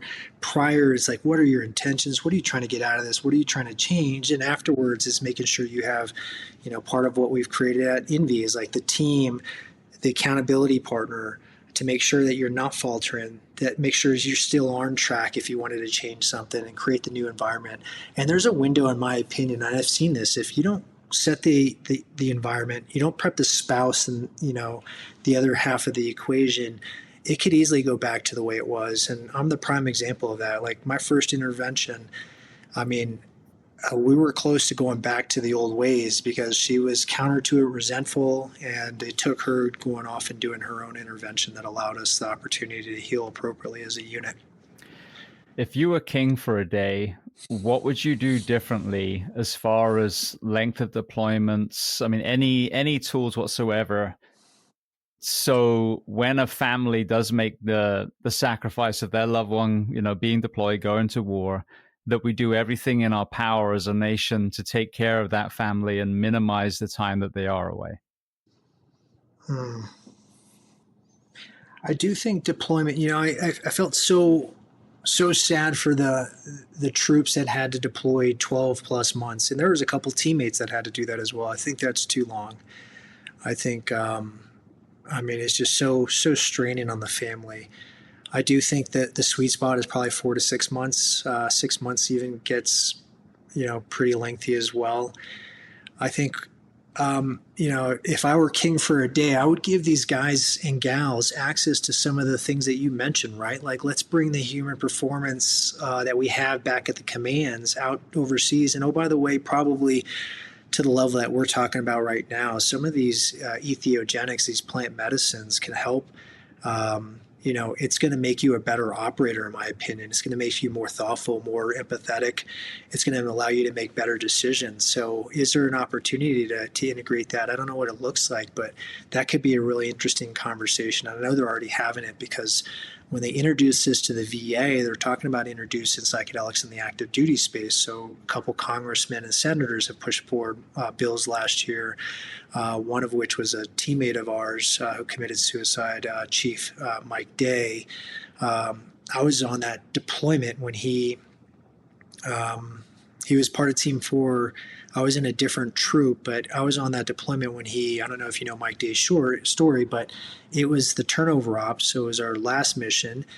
And Clark Swedler was the first person in the door, and there was a barricaded shooter, and Clark got killed immediately. And Mike Day ended up getting shot and fell in the doorway. He got shot 20 some odd times in plates, pelvic area, and fell to the ground. And since there were barricaded shooters, like everybody else, the train, all the operators pulled back. and they were going to drop bombs, but Mike Day had fallen in there, so they had to try to get him out. And they were concocting their plan, and Mike Day, who again was shot 20 some odd times, they took his rifle away, but he came to. He woke up in the middle of this gunfight. You know, the team guys are shooting in, the bad guys are shooting out. Mike Day pulls his pistol, laying on his back, and clears the room, kills everybody in there. Comes up on the radio, says, come and get me. The guys come in. It's a legendary story. They come in, they medevac him, he survives. Unfortunately, a few years ago, Mike Day took his life. Part of this bill that was just approved for the VA around psychedelic assisted therapy, so the Veteran Affairs, it's called the Mike Day bill. But man, I think about having access to some of the things you mentioned, TMS, transcendental stimulation. Some of those other tools while we're overseas could have been really beneficial. And then I don't know the family. You know, it'd be interesting if my wife was in this room to get her perspective. I think our tribe comes together really well and supports each other. I think the command could do a better job. I don't know how quite yet, but I think they could probably do a better job of supporting that command, or even the nation. You know, I think that was your point. They could probably do a better job of supporting those families when their spouses and their team guys are deployed overseas, or veterans or active duty members are. Well, using it proactively as well is a really good idea, because when I started, understanding, I mean, I'm just a perpetual student in this podcast now, 9 years later. But when Jake Clark from Save a Warrior really was the first one that opened my eyes to the incidence of unaddressed childhood trauma in military first responders, and funnily enough, incarcerated men and women too, were all about the same number on the ACEs. It made me realize, well, yeah, that's a beautiful cocktail of life experiences that forges a good SEAL, forges a good firefighter. But if it's addressed, if it's processed, if it's worked through. So rather than like my profession doing an MMPI, which was a standalone, test, psychological test that was never meant to be used singularly. It's supposed to be part of a gamut of tests that you do in forensic psychology. And that was basically a box checking tool. Well, if James goes crazy, then we tested him, so our hands are clean. Rather than looking and going, okay, Johnny, James, you put your hand up when 99% of the population didn't. There's obviously some stuff that you've brought with you, so let's process that at the front door and turn that into resilience, turn it into strength, turn it into more compassion and empathy when you're, downrange or responding to a call. I think it's beautiful. That's brilliant. Because again, we just tuck this stuff away and it's going to come out. I always equate it to like a trauma, either a childhood trauma or something we've done overseas, or for you, as a firefighter, you're pouring that like cup of trauma into that bucket. And maybe it doesn't feel like much initially, but at some point you get sloppy. That thing is sloshing around and it shows up. It shows up through addictions. It shows up through reactions. Like I was pretty snippy with my family and I didn't realize how aggressive I was, not just to them, but to everybody. It shows up. So being proactive and addressing some of those things, especially with the modalities and tools that we have, and now with the therapists and psychiatrists and psychologists that are trained specifically for folks in your world and folks in my world, it goes back to like, hey, you want to optimize this team? You really want to be the best of the best, alpha guy? Well, then take it upon yourself to be the leader, and let's start addressing some of the shit that they all have. And oh, by the way, we know you have too. Absolutely. 100%. Well, one more area before we go to some closing questions. Actually, before I do that, Will Chesney, amazing guy. Yeah. I had him on the show a few years ago, and then we did the fireside chat. That's what it was called. Ryan Parrott after 7X. And I got to interview live 2 World War II veterans, but Will was there then. So we got to hang out and talk some more about, this is I think a couple of years ago now. But I mean, the complete opposite of what you said originally. Now he's just lean and it looks like, a Navy SEAL dog handler. So it's amazing to see that, that medicine continues to work with him. It's so beautiful. Like I love him to death. He's just a great human being doing amazing things. I'm glad you guys have crossed paths. I'll tell him you said hi, and I'm pretty sure maybe I'll put us all in a text thread after this and just say hi to one another. Perfect. Thank you. Yeah. All right. Well, one more area. Let me make sure I've got the name right. Where is it here? Brain Ops. So talk to me Yeah. about that. The kind of brain supplement you got coming out as well. Yeah. So I got it right here actually. So INVI, Brain Ops by INVI, because we're not clever with our names, but essentially the idea here was when we go to NICO, which is a facility, if you've had traumatic brain injury, they send you to NICO, and it's similar to like Walter Reed, and Walter Reed has affiliation with it, but it's all centered around any brain injury. So they do a lot of testing, and then they give you tools that you can use. They help you understand kind of the injuries and some of the things that you can do to improve it. Or live with it, right? In some regards, some people have to live with it. And I mentioned, a friend of ours that committed suicide. He had a lot of brain lesions, brain scarring from he was a breacher. And you see a lot of that. A lot of us, in our world, and I can't even imagine being in your shoes too, or police as well. But I think about we talked to the FDNY and some of the things that those guys and gals are seeing, like, and then they're pulling charred bodies out of a house, and then they got to go back to the fire station, and then, oh, by the way, here's another call, and you got to go right back to work. It's just like you don't ever deal with it, man. But for that, they gave us, when we were leaving NICO, and there's another place called Marcus Institute, the Brain Institute, and we're doing research with them at INVI MindHealth right now. They give you supplements. And it's nothing crazy. I mean, it's all the supplements that have shown efficacy around improving your overall your brain health. So you got magnesium in there, you got creatine in there, which there's tons of new that's resurfacing all over social media. I'm pretty sure you've seen that, but we've always known that it's helped tremendously with recovery of brain impacts. And then theanine, we had omegas in there. We ran into a bit of an issue with omegas, so we're going to probably remove that for the next batch. Spirulina. We just took all of the stuff that NICO was giving us, all like the 25 supplements, and we just put it all into one stick. So now every morning you just throw this in your drink, and you take this. This is what I take. It has 10 milligrams of creatine. I know the kind of like the initial going rate for the last few years, let's call it 20 years, has been 5 milligrams. There's a lot of research that shows 10. So I think we're one of the few people that are putting 10 grams of creatine in our packet amongst all the other things that I shared with you. And you take that once a day, and I measure everything as mentioned. So you go in the INVI app, I take it, and you can put, you've talked about breath work, you can input breath work. You talked about talking to a therapist, we can click that. We just want to show you what works for you and what doesn't. For me, this has improved my overall sleep. No surprise there. It has magnesium in it, and magnesium's helped with some of the deeper sleep efficacy. And then it also helps with overall, my heart rate has decreased when I started using this. So I do like little beta tests. I'll use it for 2 months and then change nothing but one thing. And so for the last 2 months, my heart rate has decreased. My heart rate variability has increased by, I think, like 3 or 4%. And then my sleep has improved pretty drastically. So we think it's a great product. It's really piggybacking off of what was shared with us from our time in the military and Walter Reed and what they were prescribing us. Amazing.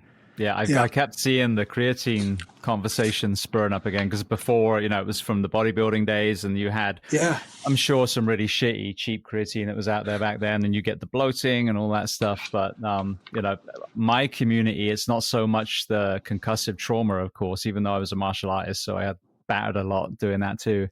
But the sleep deprivation, Kirk Parsley years ago, talked about that, and, it mirrors the trauma itself, the demyelination of the myelin sheath. So even though this population may not have the kind of same, concussive traumas or TBIs that, the SWAT teams and the special operators have, we have this just unending, sleep deprivation, chronic sleep deprivation. So the solutions for both are very, very similar. Yeah, no, that's a great call out. I think sleep deprivation is and not to take it to that extreme, but there's a lot of research that shows that's one of the leading factors in suicide. Isolation is obviously the biggest, but those kind of go hand in hand. So I recognize now I've gotten to a spot through plant medicine and my own healing meditation. I meditate quite a bit. I do breath work as well when I'm in stressful situations. But I finally got into a spot where I dare to say I've matured. I'm maturing. My wife would maybe disagree with that at times, but I can see when I don't get the right sleep, I know through the data, of course, but now I can tell because of how I'm behaving. Uh, I'm snippy, I'm isolating, I don't want to do what I normally do. I start making excuses for things that I usually find enjoyment in. It's really interesting to see. So I think creatine has really shown efficacy around helping in that category as well. That's what's been so maddening when I'm trying to get these fire departments to give more rest and recovery. And the irony is the money is downstream. The money they waste with all these vacancies, so overtime and lack of retention and workman's comp claims, etc. The money is there. Yeah. But, when you illustrate that sleep deprivation is used really for three things: special operations, special forces selection, which will be just a few days, torture, and interrogation. That's it. And yet we are working our first responders that way, especially our firefighters. So, Yeah. that's kind of a mic drop moment. Like if that doesn't resonate, then maybe you shouldn't be in charge of a band of men and women. Yeah. Well, I'll tell you, it's been one of the greatest honors to serve like all first responders, specifically firefighters. I mean, we do law enforcement as well, EMS, but firefighters, I've really grown to love that community. I think it resonates, some of the past stuff that we've done and the sleep deprivation of working vampire hours and sometimes not even getting sleep because you're out day on end, and then some of the stuff that you all do. But I love the contracts that we have with firefighters. And let me share this too, is one of our biggest lessons learned is you mentioned some agencies do have the funding to, procure things like INVI MindHealth or supplements or, other third parties to help them identify how they can improve maybe sleep within the fire stations. There's some that don't. So when we started SEAL Future Foundation, that was for SEALs. That's a 501c3 specifically for SEALs, but I quickly was getting approached by other veterans and then first responders. And I realized we need to turn this over. I'm going to turn this over to the younger generation SEALs. And we created another foundation specifically for first responders and veterans, all veterans. And it's called the Invisible Wounds Family Foundation. And what we do is when there's an agency like a fire station that doesn't have, the municipality doesn't have the funds, our foundation comes in and we raise money and we either help them with, procuring INVI MindHealth, which we believe to be a life-saving tool, or if they need other resources, we partner with them in their community to raise money to go out there and get the resources that they're in need of. I really, I think about all the work that we're doing locally here in my town of Parker, and I just I want to replicate that across the country. So that's why we stood up that foundation. That's amazing. Thank you so much for doing that, because there are, especially we've got all the volunteer firefighters too, and then paid on call, which just get, a stipend when they actually respond. The rest of the time they're mechanics or, whatever their other profession is. So definitely needed. Well, I want to throw a few questions, closing questions at you before I let you go, if that's okay. Absolutely. All right. The first one I love to ask, is there a book or are there books that you love to recommend? It can be related to our conversation today or completely unrelated. Ram Dass. Yeah. So Ram Dass was a Harvard professor, and this really helps me with just reframing my view on this world. So it talks about embracing aging. As I've gotten older, we've I know we're still in our prime, but we are getting older. I just ran an ultra marathon last week, and normally I'd be healed by now, but everything still hurts.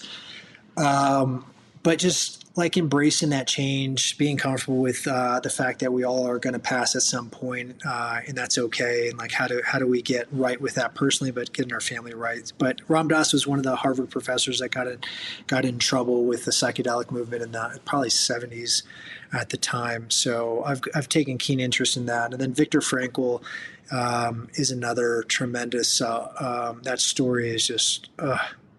I mean, I don't know. I talk about just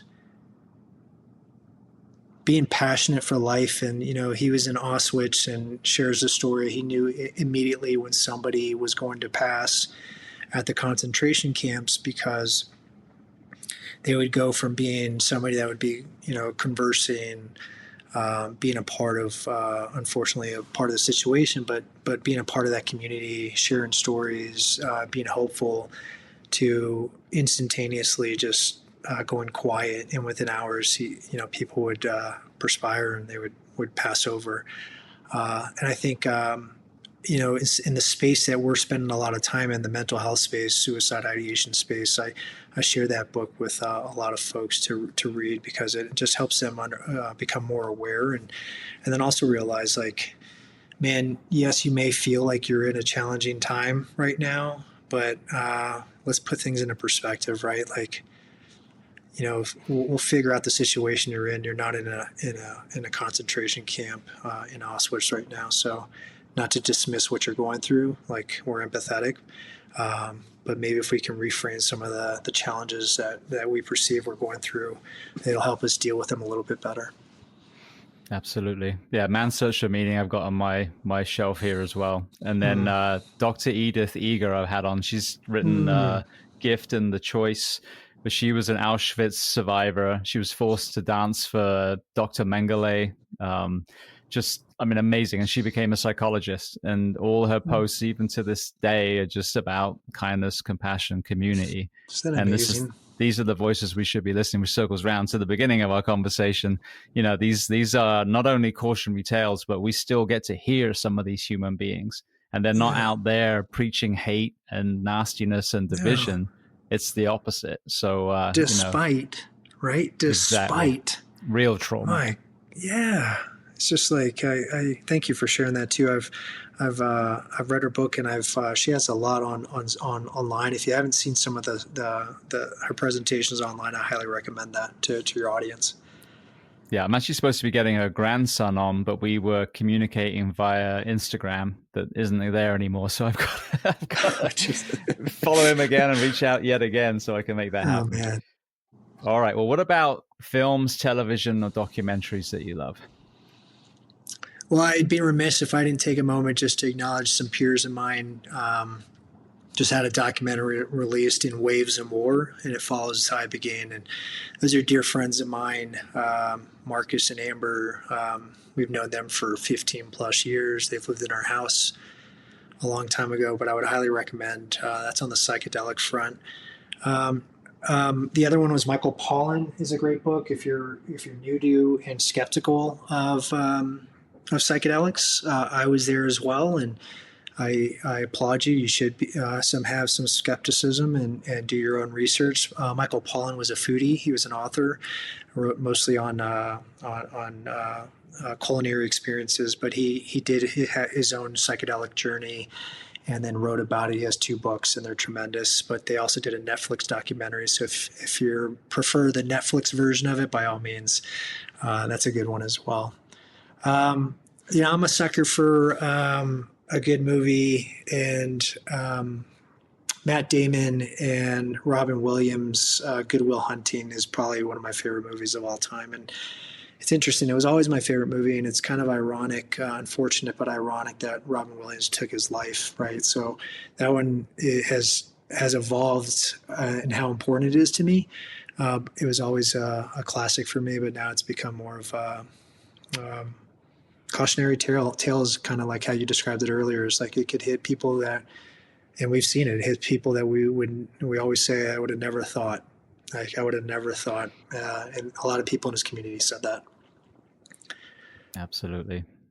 Well, speaking of amazing people, Is there a person that you recommend to come on this podcast as a guest to speak to the first responders, military, and associated professions of the world?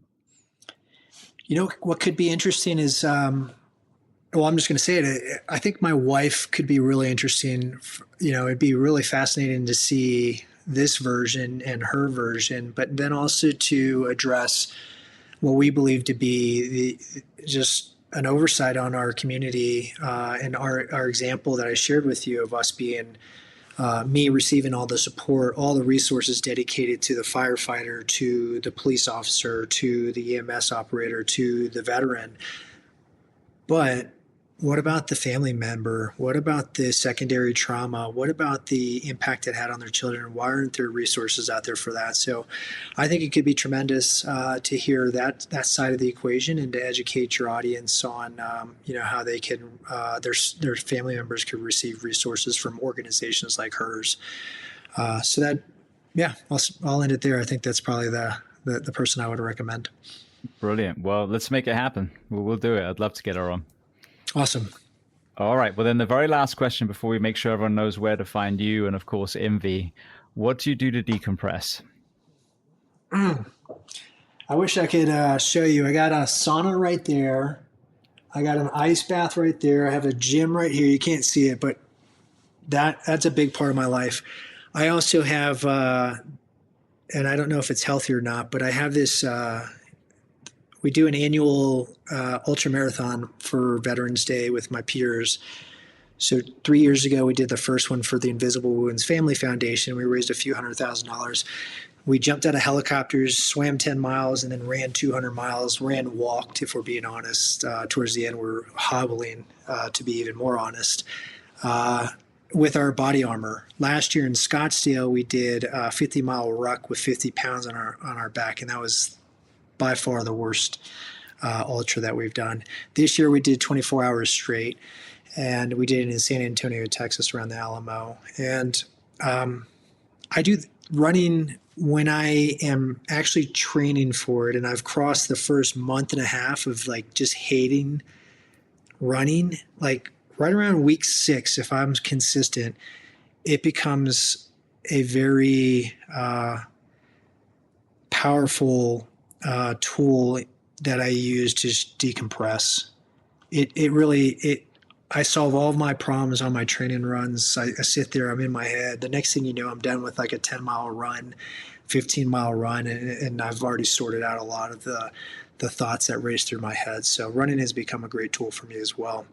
And then hiking with my wife, spending time with my kids are some of the other things I've become more thoughtful about and more intentional with, and that's become very helpful as well. Brilliant.